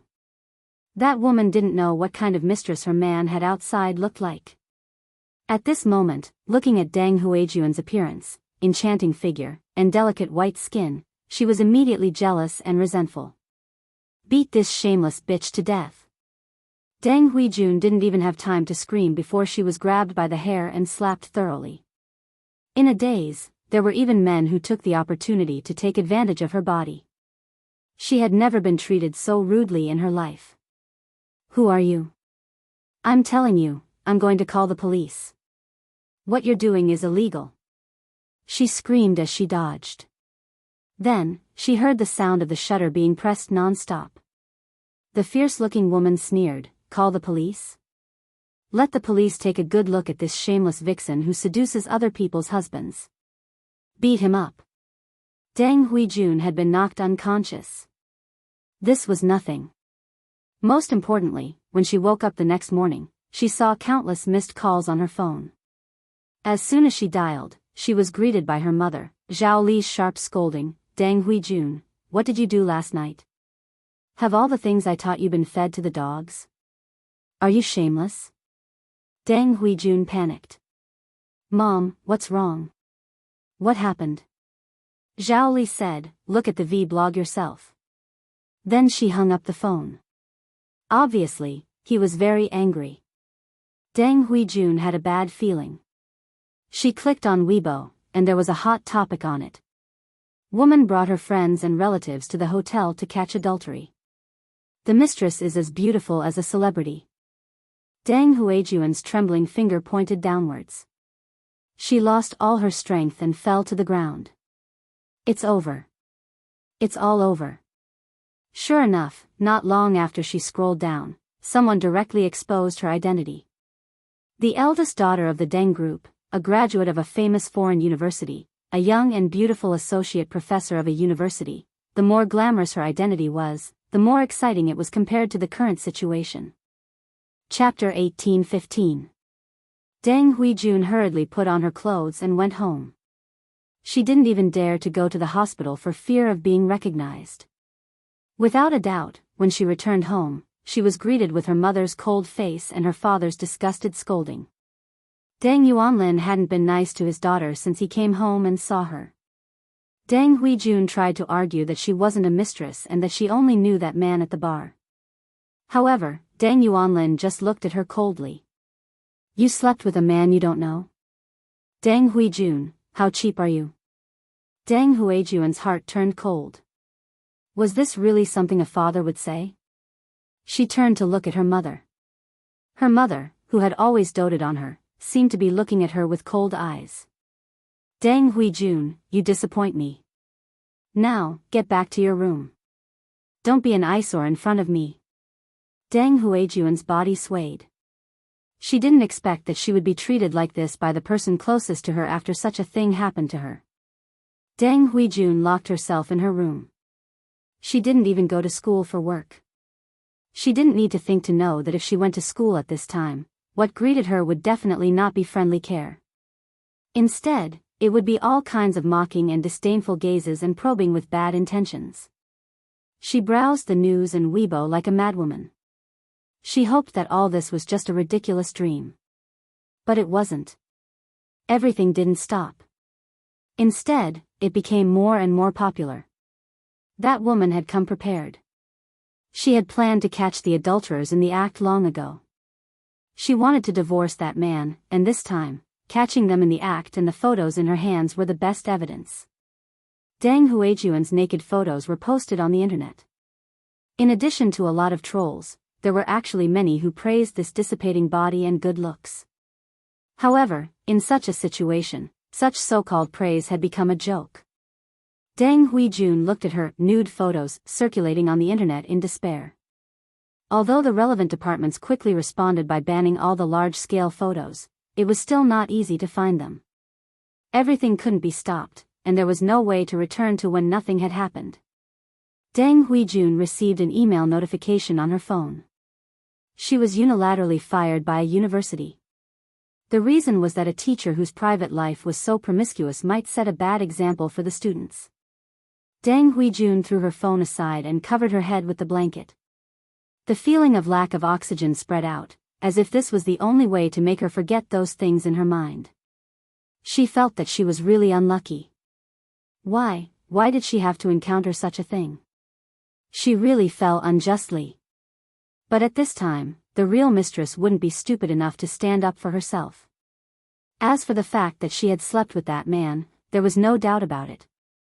She didn't even have a place to wash. On the third day, Deng Huijun's door was opened from the outside. She was met with her father's cold gaze and a plane ticket to Country M. "I've booked a plane ticket for you. You'd better not stay here for the time being." "Dad, what do you mean?" Deng Huijun's eyes widened. She didn't expect him to be so heartless. Deng's group's stock price had been plummeting for the past few days. Deng Yuanlin was completely impatient with his daughter. The Deng family didn't need a daughter who would only drag the family down. Chapter 18:16. Deng Yuanlin looked at his daughter in front of him. This daughter, before this, had always been his pride. Everyone in Green City knew that the eldest daughter of the Deng family, Deng Huijun, was elegant, generous, and had an outstanding temperament. She was the best among the socialites in Green City. But now, Deng Yuanlin looked at his daughter critically. The woman in front of him was wearing pajamas. Her pale face was faintly bruised, and her expression was somewhat gloomy. At this moment, what was the difference between her appearance and those ordinary passers-by outside? The eldest daughter of the Deng family, who had lost her glamorous dress and exquisite makeup, was just an ordinary person. Thinking of the trouble she caused a few days ago, and the countless doubts Deng Yuanlin received in the council these days, the last bit of pity in his heart for this daughter disappeared without a trace. Deng Yuanlin didn't even want to talk to her anymore. It's what it means. Huijun, you should also know that continuing to stay in Green City is not a good thing for you and the Deng family. He dropped this sentence, turned around, and left without hesitation. Deng Huijun stared blankly at the ticket thrown on the bed. The date on it was tomorrow. She had always thought that she was favored. But it wasn't until this moment that she realized that she was the one who could be abandoned at any time. She sat on the bed in a daze and didn't come back to her senses until a long time later. She clearly knew that she absolutely couldn't leave Green City and go abroad. Going abroad at such a sensitive time was basically telling others that she was the one who had been abandoned by the Deng family. It was easy to go abroad, but difficult to come back. Her father had illegitimate children outside, and more than one. At this critical moment, if she went abroad, she might not get anything in the end. Why? She was the legitimate daughter. She should be the first heir of the Deng family's wealth. Deng Huijun was stunned for a while. She got up, tidied herself up, and went to her mother Zhao Li's room. At this time, her biological father was unreliable, but her biological mother was definitely on her side.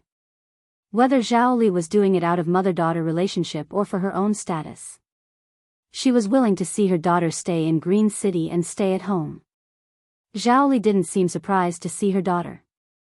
Before Deng Huijun could speak, she spoke first. "If it's because of the matter of going abroad, I already know, and there's nothing I can do." She did not look well because she had argued with her husband about this matter not too long ago. The result was obviously not satisfactory. Deng Huijun opened her mouth. She did not expect that she would say such words. Zhao Li looked at her daughter, who was wearing exquisite makeup but still looked haggard. A trace of heartache flashed in her heart. She said, "Don't worry, Huijun. I won't let those people take away what belongs to you. Stay abroad for a while, and Mom will bring you back as soon as possible." Deng Huijun's heart turned cold. She didn't even have the chance to speak before Zhao Li finished everything she wanted to say.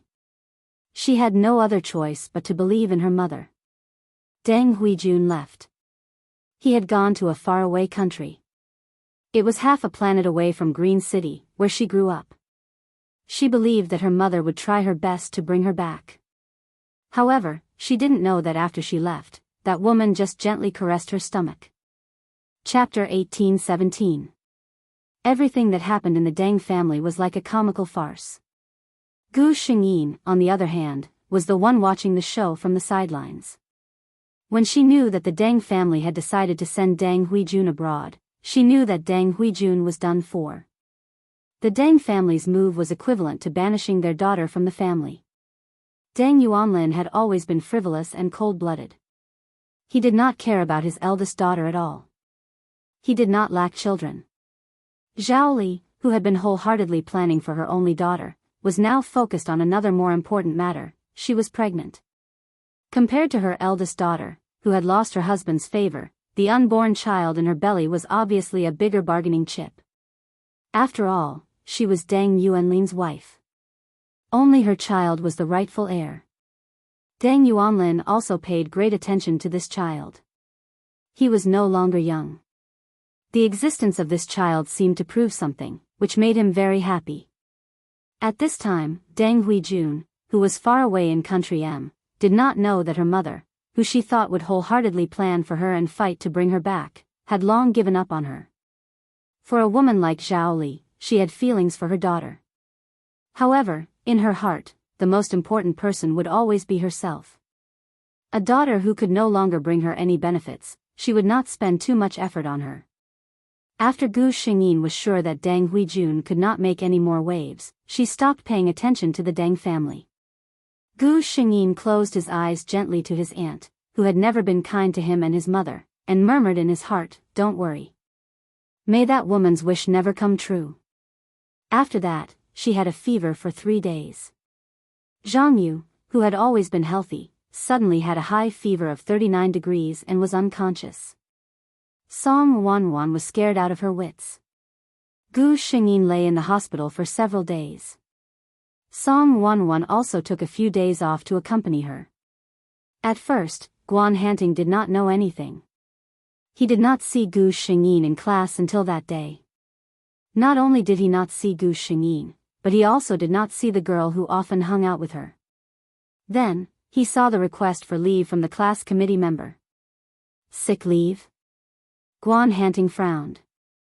He didn't show anything on his face and calmly finished the lesson. After class, he sent a message to Gu Xingyin. "I heard that you took sick leave. Are you feeling better?" There was no reply. His frown deepened. After thinking about it, he reached out and pressed a button. The phone rang for a while before a young female voice answered the phone. "Hello?" It wasn't Zhang Yu. Guan Hanting asked, "I'm looking for Zhang Yu." Song Wanwan thought that the voice on the other end of the phone sounded familiar. She hadn't noticed it before, but now that she saw the note that said, "Teacher Guan," she finally reacted. She quickly said, "I'm Zhang Yu's classmate, Song Wanwan. Zhang Yu is in a coma in the hospital with a fever. She can't answer the phone. Where are you?" The other party's cold voice sounded. Even through the phone, Song Wanwan could feel a sense of pressure. She glanced at Gu Xingyin, who was lying on the bed, and gave him an address. Guan Hanting hung up the phone and drove toward the hospital that Song Wanwan had given him. Chapter 18-18. Gu Xingyin had unknowingly forgotten what he wanted to say earlier. She looked at Guan Hanting, who had placed the glass of water on the bedside table, and could not help but ask, "Why are you here, Mr. Guan?" Guan Hanting sat down again and said, "I saw that you didn't come to class today, and then I saw the leave request from the class committee. I heard that you had a serious fever, so I came to take a look." He frowned and looked at Gu Xingyin. "The weather hasn't changed these few days. Why did you suddenly have a fever?" Gu Xingyin lowered his eyes when he heard that. What other reason could there be? It was what she had whispered in her heart yesterday. What Zhao Li wished for would not come true. The price to pay for this sentence was already beyond what Zhang Yu's body could bear. That was why she had such a high fever. Gu Xingyin shook her head gently. I don't know what happened either. I felt weak when I woke up this morning, and the world was spinning. When she woke up, she was in the hospital. Guan Hanting did not say anything. He only said, after your fever subsides in 2 days, you can do a physical checkup. Knowing that he was worried about her, Gu Xingyin nodded. The two of them suddenly fell into silence. Gu Xingyin looked around and suddenly said, Where's Ruan Ruan? If she guessed correctly, it was Ruan Ruan who came to take care of her. Guan Hanting thought of the girl and said, She said she went to get some hot water for you. Although he said that, Guan Hanting knew in his heart that it was just an excuse. At that moment, there was a soft knock on the door. A nurse came in with something, followed by Song Ruan Ruan. She was here to change her dressing. Guan Hanting stood up. I should go back. Gu Xingyin could not get up, so she could only say, Goodbye, Mr. Guan. Song Ruan Ruan walked Guan Hanting out of the ward. Guan Hanting had no intention of chatting with Song Ruan Ruan and was about to leave. Song Ruan Ruan called out to him. Mr. Guan. Guan Hanting stopped and turned to look at her. Song Ruan Ruan was a little nervous. She always felt pressured when facing Guan Hanting. But she still forced herself to ask, Mr. Guan, are you dating Meng Meng? She explained, Meng Meng is Zhang Yu. Guan Hanting denied it. No. Guan Hanting thought for a moment and roughly understood what was going on. He looked at Song Ruan Ruan with a warm gaze. She and I are not in that kind of relationship for now. Song Ruan Ruan. Ruan Ruan Ruan Ruan Bian and Ruan Ruan Ruan Ruan Ruan and Ruan Ruan Ruan Ant. However, Guan Hanting clearly didn't intend to explain in detail. He just nodded at her and left. Ruan Ru T. Est have her. T. She still had a slight fever, but her mental state was obviously much better. Song Ruan Ruan thought about what Guan Hanting had said before and shook her head. Nothing. I'm just a little tired. Forget it, it's better not to make Meng Meng worry about these things. Hearing her words, Gu Xingyin felt a little guilty. I've made you tired this time. Song Ruan Ruan waved her hand. That's nothing. What's our relationship? Chapter 18-19. She looked at Gu Xingyin and saw that she was still a little embarrassed, so she said, All right, when you're better, remember to treat me to a big meal to reward me. Gu Xingyin smiled. Okay, I'll eat wherever you want. Song Ruan Ruan smiled. I know you're rich. I'll eat until you're broke. Gu Xingyin stayed in the hospital for 4 days. After the first day, Guan Hanting never came to see her again. On the day that Gu Xingyin was discharged from the hospital, she stood under the sun with a satisfied look on her face. It feels so good to bask in the sun. Song Ruan Ruan stood behind her with her bag. So remember to take care of yourself in the future. Don't catch a cold again. Gu Xingyin turned around and smiled at her. Got it, little housekeeper Song. Song Ruan Ruan pretended to be angry. Great. You're despising me now that you're discharged? Everything in the school was as usual. Gu Xingyin received a lot of greetings when she went to class. Many of them were still worried about her. Guan Hanting taught them as usual. But one day 2 weeks later, he suddenly stopped teaching just as the class was about to end. Due to personal reasons, this is the last time I'll be teaching you, he said calmly. As soon as he said that, the quiet classroom instantly became noisy. No one expected Guan Hanting to suddenly do something like this. To be honest, although his classes were strict, they were not rigid. The students did learn a lot. Many of them still felt a little reluctant. Some bold students directly asked why. Guan Hanting's expression did not change. It's because of personal reasons that I can't disclose. The school has already agreed to my request. If I walk out of here today, I'm no longer your teacher Guan. Gu Xingyin was also very surprised. She did not know what had happened to Guan Hanting. Song Wanwan also looked at her with a confused expression. Song Wanwan originally thought that Gu Xingyin knew, but it seemed that she did not know either. The bell rang for the end of class. But this time, no one rushed out of the classroom as impatiently as before. Guan Hanting, on the other hand, was calm as he packed up his things. Then he turned around and smiled for the first time. "Goodbye, everyone." Everyone watched in silence as he walked out of the classroom. "Goodbye, Teacher Guan." Song Wanwan looked at Gu Xingyin carefully, as if afraid that she would be sad. She comforted her. "Don't be sad. Maybe Teacher Guan really has something important to tell you," Gu Xingyin exhaled. "I'm not sad.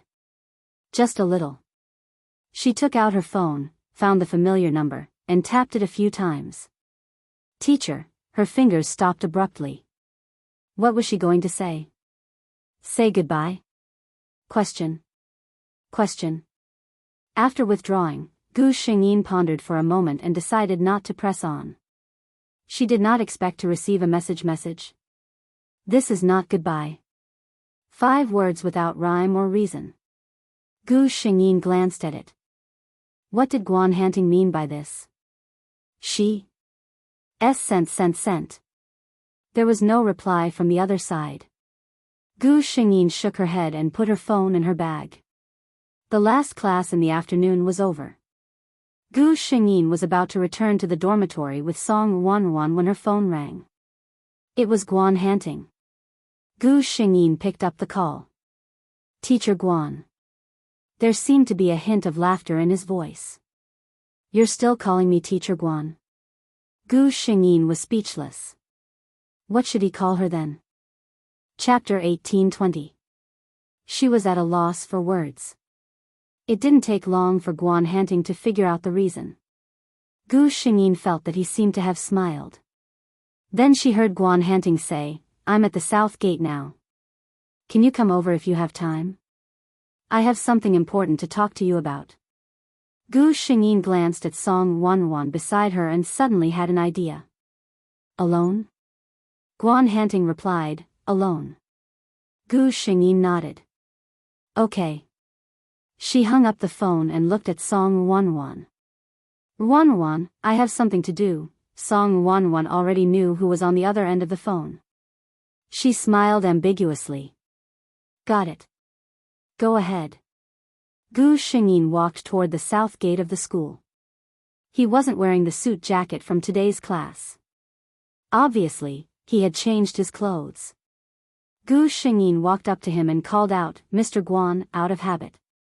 After calling him that, she remembered what had happened and felt a little embarrassed. Guan Hanting noticed it and didn't say anything. He just opened the car door and said, "Let's go." Gu Xingyin asked in confusion, "Where are we going?" Guan Hanting's answer was concise. "To eat." Gu Xingyin was speechless. She couldn't figure out what Guan Hanting meant. Did he ask her to come here just to have a meal? But she didn't refuse. Guan Hanting seemed to have planned this a long time ago. He drove straight to a place. Gu Xingyin looked up. She had been here before. It wasn't a top-notch place, but the environment was top-notch and the food was delicious. Guan Hanting had booked a private room. Obviously, he had made a reservation in advance. When the two of them entered, the last dish had just been served. Gu Xingyin looked at the car and suddenly said, "Mr. Guan, you knew that I would come?" Guan Hanting looked at her and shook his head. "No, I wasn't sure." Gu Xingyin was surprised.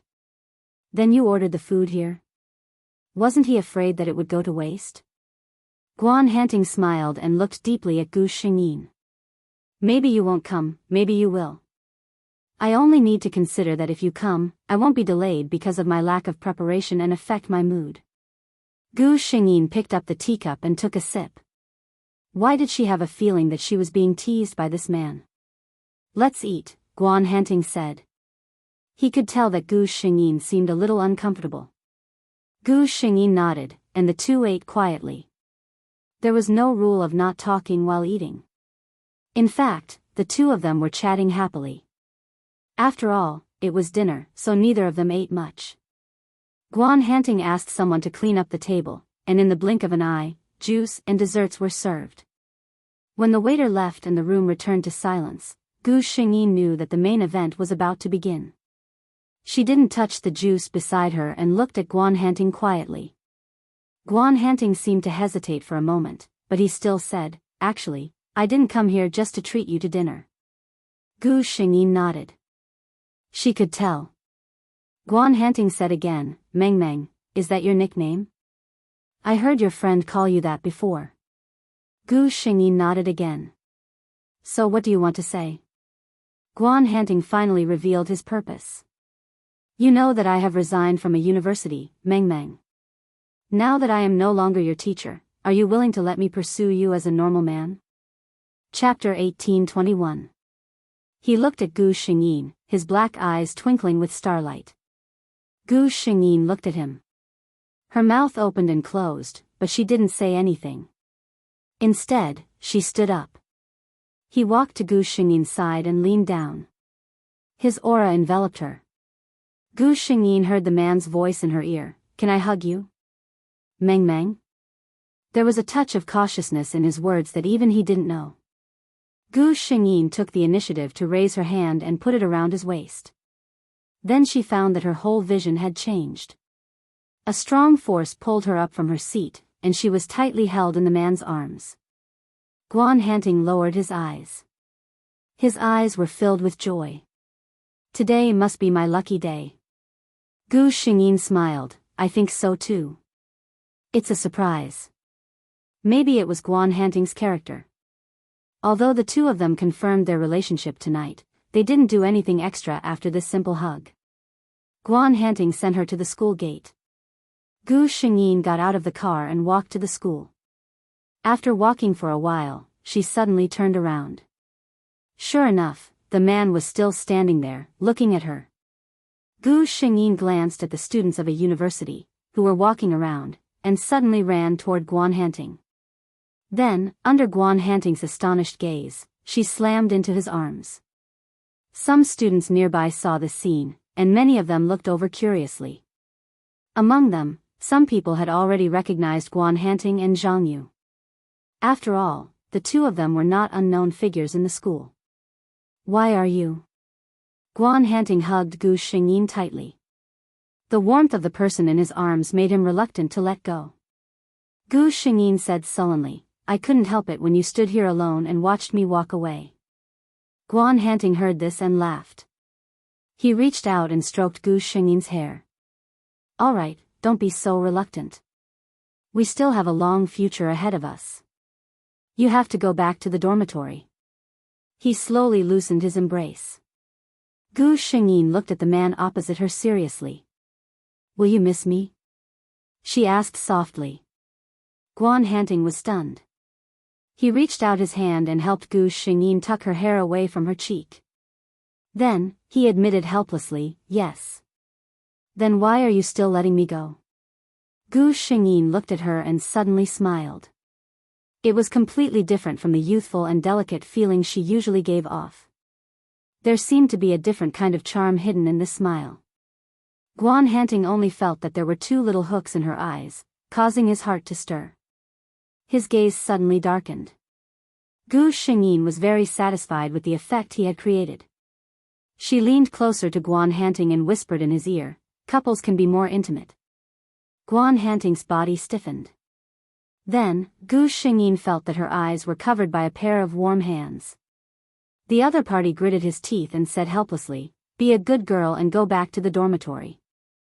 Gu Xingyin blinked and removed the hands covering her eyes. She couldn't help laughing out loud. Guan Hanting looked at her with forbearance and indulgence. When he noticed the smile in the other party's eyes, he knew that his little girl was deliberately teasing him. Guan Hanting looked down as he watched her figure walk away. "When the time comes, I will let you know. What did she mean by, 'men are not to be teased'?" Chapter 18:22. When Gu Xingyin returned to the dormitory, she was met with Song Wanwan's gossipy gaze. Song Wanwan looked at her suggestively. Aren't you going to tell me something? Gu Shengyin looked at her calmly and nodded. We're together. Song 1-1. She was just gossiping. She never expected to find out about something so important. She looked at Gu Shengyin with excitement. When did this happen? It's really too shocking. She never thought that her roommate would really pluck Mr. Guan, the untouchable flower. Gu Shengyin still looked calm. Just now. Song 1-1 reacted immediately. Just now? Did Teacher Guan just confess to you? Gu Shengyin nodded. Song 1-1 opened her mouth. She had a long list of questions. However, Gu Shengyin beat her to it and said, if you want to ask me how he confessed, how I agreed to it, and what we did together, please keep your mouth shut. Song 1-1, how ruthless. These were the questions she wanted to ask the most. In the end, Gu Shengyin gave a brief account of what happened under Song 1-1's pestering. Knowing that Guan Hanting had resigned because of Gu Shengyin, Song 1-1's eyes were practically sparkling. She rested her chin on her hands and said with a fascinated expression, a man like Mr. Guan is the perfect Prince Charming in my heart. She then realized the relationship between her best friend and her Prince Charming. She quickly added, don't worry, Meng Meng. I only admire my Prince Charming. I don't covet him at all. Gu Shengyin smiled and rolled her eyes at her. She did not say a word. Just like that, the days passed quietly. 2 months later, just as Gu Shengyin was about to welcome the long break of the semester, she received news that Zhao Li had a miscarriage. It was said that she had accidentally been frightened by a stray dog that had somehow snuck in while she was out for a walk. She was already at an advanced age and her pregnancy was not stable. With the scare, she saw red that night. In the end, it was not saved. Zhao Li was disappointed, but Deng Yuanlin was even more disappointed than her. He had high hopes for this child too. Deng Yuanlin blamed Zhao Li for the miscarriage of the child. He was no longer willing to see her and spent every night in the gentle village outside. 2 years later, Gu Shengyin heard the news of the Deng Group's master and his wife's divorce. Probably because she lost her child and was hated by her husband, Deng Yuanlin could no longer tolerate Zhao Li's increasingly violent temper. Even at this time, Deng Huijun was still in the United States. This showed how ruthless this father was, a heartless father. Just as Zhao Li had expected, the property she got from the divorce was far from what she should have. She filed to court. However, since a man like Deng Yuanlin dared to ask for a divorce, he was naturally prepared. In the end, Zhao Li could only leave the Deng family with a small amount of compensation. It wasn't until more than a month later that Deng Huijun, who was far away in the U.S., received news of her parents' divorce. As for her, she was awarded to her mother. Was she with his ability, if he wanted a daughter, he would never let her be given to his wife. He just did not want to raise such a burden.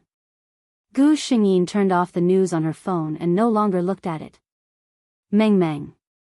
Someone called her not far away. Gu Shengyin responded and walked toward the person. She took his hand in hers. Guan Hanting. The other person's voice was a little confused. Meng Meng rarely called him so seriously. I love you. Chapter 1823. The universe was filled with chaos and darkness, there was no heaven and earth, the entire world was gray and confused. God said, "Let there be light." And so, there was light in the world. Over the next few days, God used his boundless power to create air, gather water, create the sun, moon, stars, birds, and beasts. The world began to be filled with vitality. Then, God used his hands to create the most beautiful creatures in the world, the emissaries representing God, angels. Gu Shengyin felt as if he had fallen into a state of chaos. She couldn't open her eyes. Her ears couldn't hear. Her consciousness couldn't perceive anything.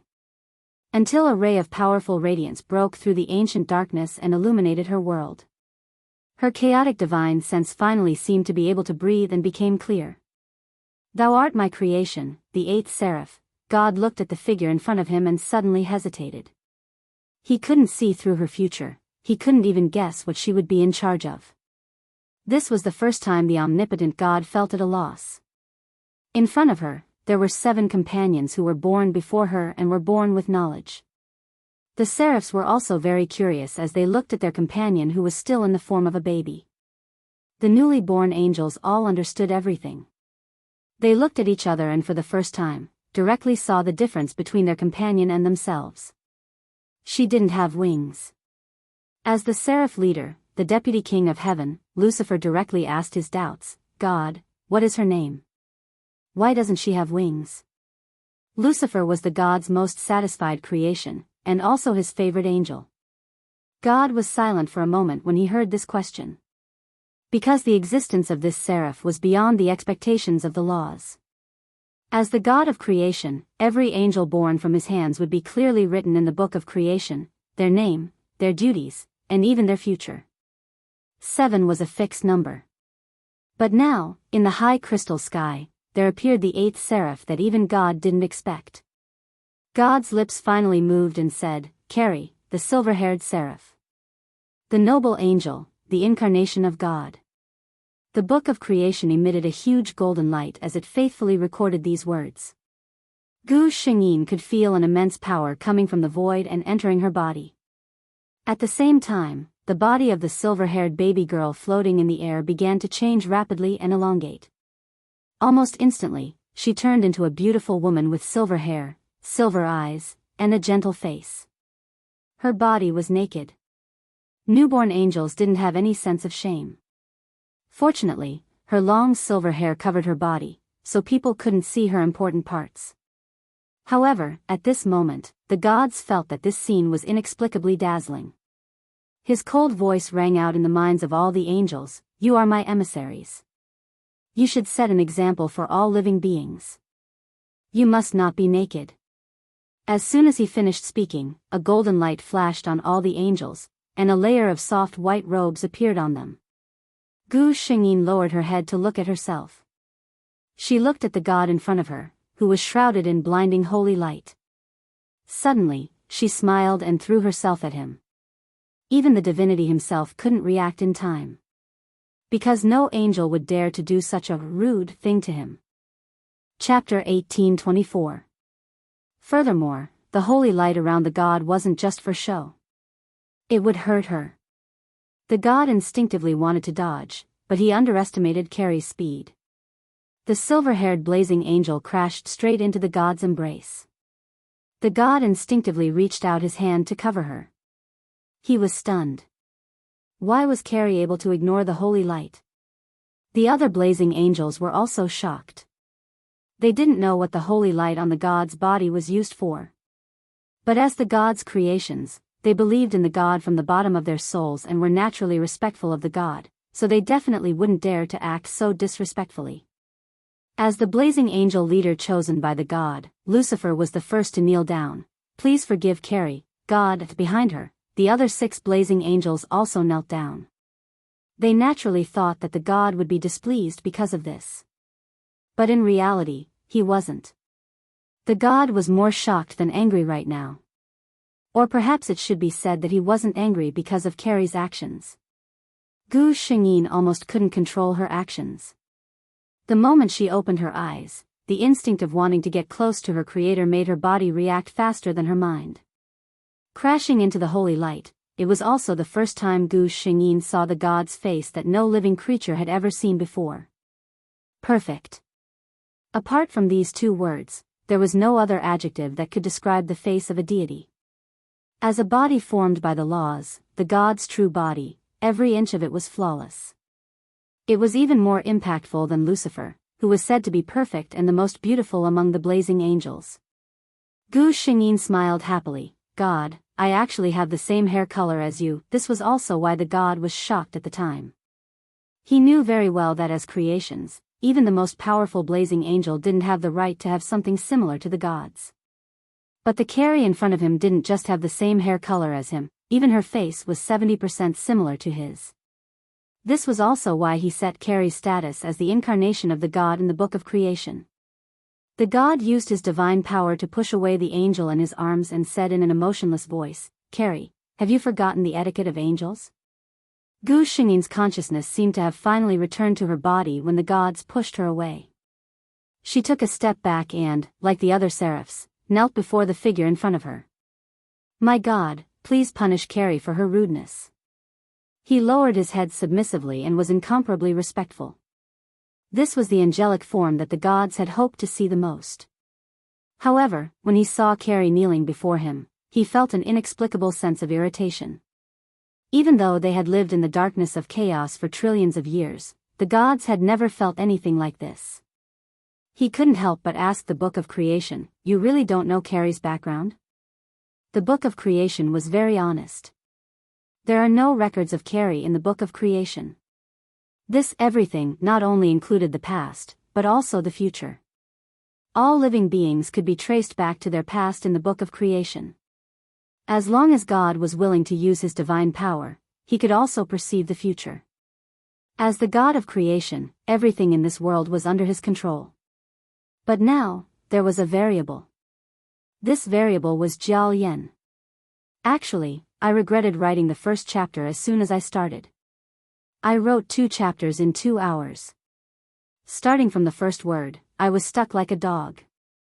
If I can't finish 4 chapters, I'll add them tomorrow. Scary. Chapter 18:25. In the end, God didn't punish Carrie. He divided all the angels according to their duties. Until it was Carrie's turn. God felt a bit of a headache. He didn't know what to do with Carrie. Ever since the other angels were born, the laws had already stated their duties, but Carrie didn't. He thought for a bit, then finally spoke, "Carrie, stay by my side for now." As soon as he said that, the angels were shocked again. Staying by God's side meant that they would have to stay in the crystal heaven where God resided. The crystal heaven was one of the places with the densest Holy Spirit power in heaven, as well as the place where the pressure of heaven was the strongest. The blazing angels were barely able to stay here, but if a cherub below the blazing angel level were to appear in the future, they wouldn't even be able to stay here. With their strength, they wouldn't be able to withstand the might of the crystal heaven. Angels were divided into 3 levels: upper angels, middle angels, and lower angels. Among them, the upper angels were blazing angels, cherubs, and thrones. Middle angels were Lord angels, virtue angels, and ability angels. Lower angels were authority angels, archangels, and normal angels. The 8 blazing angels, including Carrie, were the most honorable highnesses in the entire heaven other than the gods. Even if the blazing angels weren't affected by the crystal heaven's might for a short period of time, from what God said, Carrie wouldn't be staying in the crystal heaven for a short period of time. If that was the case, Gabriel, who also had a female appearance, looked at Carrie with a bit of worry. Gu Xingyin didn't understand the worry of her compatriots at all.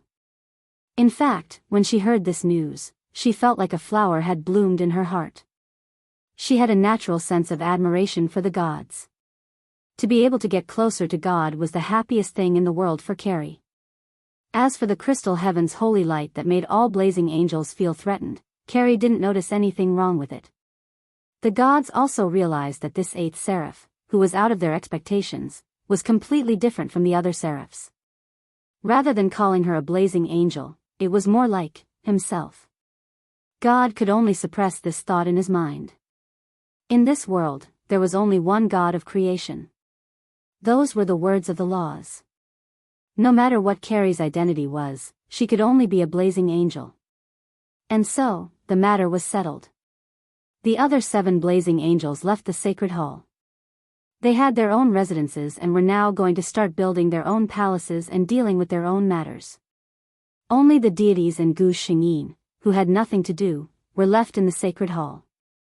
The gods did not speak, so Gu Xingyin lowered her head and silently thought about her own matters. She didn't know why she had come to this world. After the mission in the previous world ended, she returned to the pure white space. After confirming that she still couldn't break through the spatial rift with her current strength, she chose to carry out the mission again. While transferring the world, she heard the system's voice. Data error, transmission error. After that, she came to this place. The system was nowhere to be found. Therefore, Gu Xingyin was completely dumbfounded by the current situation. She didn't know what kind of mission she would face in this world. Moreover, according to the status of this body, who could pose a threat to him? Could it be Gabriel? Chapter 18:26. Carrie, the god sitting on the divine throne, suddenly spoke. Gu Xingyin raised her head when she heard that. Her gaze uncontrollably fell on the indescribable holy light. She was the only one in this world who had seen the god's face through the holy light. As if she was bewitched, Gu Xingyin walked towards the divine throne step by step. This behavior was close to being rude again. However, the god on the divine throne did not react at all. Gu Xingyin walked step by step to the front of the divine throne, then knelt down close to the god. She had an uncontrollable admiration and yearning for the god who created her. Gu Xingyin gently leaned her head on the god's knee. From her angle, she could only see the bright golden light. "My God," she shouted in a low voice. She didn't have any accessories on her head. Her long, silvery hair flowed down her shoulders and landed loosely on the white jade floor. At this time, Carrie did not have the slightest majesty and nobility of a seraph. She was completely like a child who was acting coquettishly in front of the person she liked to be close to the most. In terms of age, Carrie, who was just born today, was indeed a child. The god's eyes trembled. Finally, he gently raised his hand and stroked the top of Gu Xingyin's head. He softly reprimanded, "As a seraph, how can you show such a weak appearance?" Gu Xingyin could hear that there was not much blame in the god's voice. She couldn't help but raise her head and rub the god's hand that had not left yet. Her pure silver eyes were full of smiles. Carrie will only act coquettishly in front of the god. Before Carrie was born, all the seraphs, including the god, were certain without a doubt that Lucifer, as a seraph leader, would be the most beautiful angel in the entire heaven. Because he was the brilliant morning star, the master of the stars. He was the seraph that the god created with the greatest patience and energy, the closest to himself. He even had the title, Phil, that the god personally gave him. The other blazing angels that were born later also proved this point. Be it in terms of appearance or power, no blazing angel could compare to Lucifer. That was until Carrie appeared. Looking at the silver-haired, silver-eyed fellow who was completely different from them and had no wings, all of the blazing angels fell into confusion and silence. Her appearance was comparable to Lucifer's unparalleled beauty. Her strength was something that no blazing angel could see through. She did not have the 6 wings that symbolized the noble status of a blazing angel. Carrie was an extremely mysterious existence in the hearts of all angels. However, the gods had personally admitted that she was a blazing angel. The seraphs did not doubt the words of their god at all. They completely acknowledged that Carrie was one of them. Actually, even the gods themselves were not clear about this. In this world, Carrie was the first existence that he couldn't control. After all, it was his creation.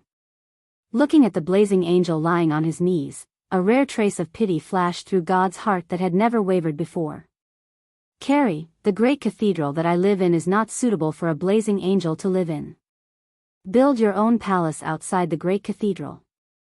"Yes, my god." Gu Xingyin lowered her head and listened to the order. Seeing Carrie's figure disappear from the great cathedral, the god supported his forehead with one hand and began to think about how to arrange Carrie in the future. Chapter 18:27. In heaven, where God existed, all the rules were set up very easily. In the angel reincarnation pool, new angels were constantly born. Among them, there were 2-winged and 4-winged ones, but the highest was only a cherub, and there were very few of them. In the entire heaven, only the 8 majesties created by God himself had the rank of seraph. 100,000 years later, when heaven's first creation celebration was held, Gu Xingyin finally welcomed her first job. The Dean of Angel Academy. Angel Academy was a place for the newly born little angels to learn knowledge and magic. Other angels were not born with perfect bodies like seraphs. Like ordinary creatures, they would go through the transformation from infancy to adulthood. As the power in their bodies grew stronger, they would finally transform into a perfect body, which was also the peak state of an angel. After the creation celebration, the gods disappeared without a trace. Carrie. Gu Xingyin stood on the steps, wondering if she should go to Angel Academy to take a look. Then, she heard her name being called. In the entire heaven, there were only two people who could call her by her name. God and Seraph. Gu Xingyin turned around and performed a perfect etiquette in the direction of the voice. Your Highness Lucifer. The angel standing in front of her had a beautiful face that surpassed all of heaven. His pale blue eyes seemed to reflect the entire sky, and his long golden hair was one of the most dazzling colors in the world. He wore a gorgeous robe that symbolized his status as a seraph, and the 6 wings of holy light quietly fell behind him. Gu Xingyin looked at Lucifer and sighed in her heart. This noble seraph was definitely a natural winner in life. Lucifer's gentle eyes revealed a trace of helplessness. Carrie, I said before, there's no need to call me Your Highness. Carrie said seriously, Your Highness, there's a difference in status. Since she was personally designated as a seraph by God, then as a seraph, Lucifer was naturally her superior. Lucifer stared at his companion in front of him. He could sense that his companion was different. Seraph Lucifer was one of the most beautiful angels in heaven, and also one of the most powerful angels in heaven. This was one of them. The other was Carrie. Lucifer was already powerful enough to comprehend a portion of the laws. He could vaguely sense that this shouldn't be the case. Under normal circumstances, he should be the one and only brilliant morning star, the most powerful deputy of heavenly kingdom. However, angels were the embodiment of the 7 virtues, and they had the purest faith in the gods. At most, Lucifer was puzzled in his heart.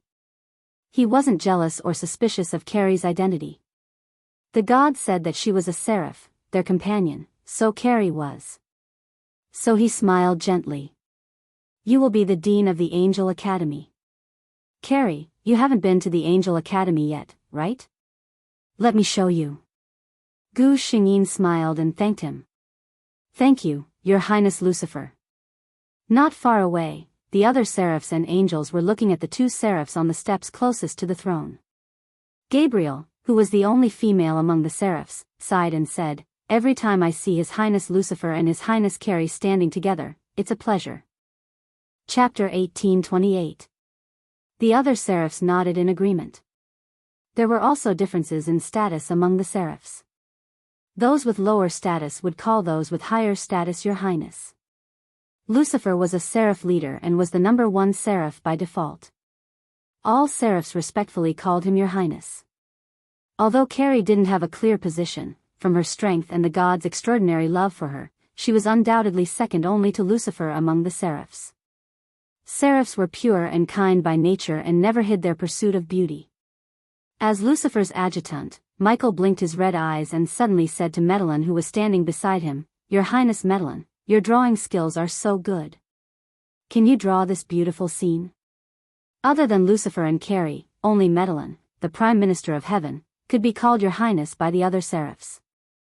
Medellin was the most gentle of the seraphs. When he smiled, ripples seemed to spread in his blue eyes. Michael, if you can get His Highness Lucifer and Her Highness Carrie's consent, I'll make a painting for you. How about it? He was also looking forward to a painting that included the 2 highnesses. Michael's personality was the most unpredictable. As the adjutant of a seraph leader, he was often caught by Lucifer at work. He thought about it and gave up in frustration. Forget it, I'm afraid His Highness will ask me about work again. He looked longingly at the people who were talking to each other and secretly took out the magic crystal ball. Samuel's eyes widened. Michael, you're crazy. He was the angel of death in charge of life and fate and the warden of the seraph prison. In terms of personality, Samuel was the most serious of all the seraphs. Michael smiled and said, God and the 2 highnesses never said that I can't record them with a crystal ball. Samuel, don't worry, don't worry. Gabriel secretly smiled. She clearly saw that the moment Michael took out the crystal ball, His Highness Lucifer's gaze had turned towards her. His Highness didn't say anything, but Gabriel could already imagine the scene of Michael's crystal ball being confiscated. Gu Xingyi naturally noticed this as well. She smiled and said, "It's been 100,000 years, but Michael's personality hasn't changed at all." Blazing angels represented the face of heaven, so they were naturally very strict in terms of etiquette and other aspects. From the moment he was born, Michael was the most lively of all the blazing angels. She didn't expect that after so many years, he would only be able to act a little more gracefully in front of outsiders. Once there were only a few close companions left, he immediately returned to his original form. Lucifer's smile remained unchanged. "Perhaps I was too lenient with him. When we go back, we'll teach him a lesson." Gu Xingyin, Michael, good luck. All the angels in heaven knew that although His Highness Lucifer looked gentle, he was the one who paid the most attention to rules and etiquette. Michael fell into his hands, and it could be said that he was miserable. Gu Xingyin couldn't help but say, "Your Highness, Michael doesn't have any ill intentions." Lucifer looked at her with a smile. "I won't punish him. Don't worry, Gabriel. I'm just teaching him the etiquette that needs to be practiced." Gu Xingyin couldn't help but sympathize with Michael. Who didn't know that battle angel Michael only liked to go to the battlefield and had no interest in the etiquette and history of heaven at all? Chapter 1829. The two walked towards Angel Academy. The creation celebration was held in Jupiter, second only to the seventh crystal heaven. Because most of the Angel Academy were little angels who had just been born from the angel reincarnation pool, their bodies couldn't withstand too much pressure, so it was located in the lunar heaven, the furthest from the crystal heaven. The two directly entered the lunar heaven through the teleportation array in the crystal heaven. The lunar heaven was generally a place where the lower three levels of angels lived. These angels were rarely seen even in the past, let alone the noble seraph highness. Along the way, Gu Xingyin kept hearing all kinds of exclamations, and angels kept bowing to the two of them. The fanaticism in the eyes of the angels made her a little speechless. Lucifer smiled and turned his head. "Not used to it?" Without waiting for Gu Xingyin's reply, he continued, "You've lived in the crystal sky for a long time and rarely appeared in front of other angels in the past 100,000 years, especially the angels of the Luna. They've almost never seen you." He thought for a moment and said, "When you become the Dean of Angel Academy, you will come here every day. You will soon get used to it." Gu Xingyin looked at him and was completely used to it. Some of the bolder angels would come up with red faces and give Lucifer a bouquet of flowers. Such angels were not rare. Gu Xingyin looked at their excited expressions and realized for the first time what kind of status Lucifer, as a seraph leader, had among the ordinary angels. No wonder when she chatted with the other seraphs, everyone said that Lucifer was the most popular and respected angel in the entire heaven. Lucifer turned his head and saw Gu Xingyin's amazed expression. He couldn't help but laugh. "Don't be too surprised, Carrie." His smile was brighter than the sky. "When you officially become the Dean of Angel Academy and those angels get familiar with you, you will also be treated with such enthusiasm." In the hearts of all the angels, there was a label for the noble seraph highness. The most powerful and beautiful seraph leader Lucifer. The most gentle and kind Prime Minister of Heaven, His Highness Medellin. The most serious and cold angel of death, His Highness Samuel.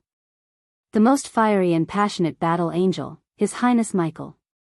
The kindest and most generous Archangel Gabriel. The most lazy and adorable Archangel, His Highness Beryl. The most knowledgeable and reliable guardian angel, His Highness Raphael. There was also the most mysterious person, Her Highness Jiao Yen. Yes, the most mysterious. Unlike the other blazing angel highnesses, they all had their own positions. Many angels had seen them before and had some contact with them. But Gu Xingyi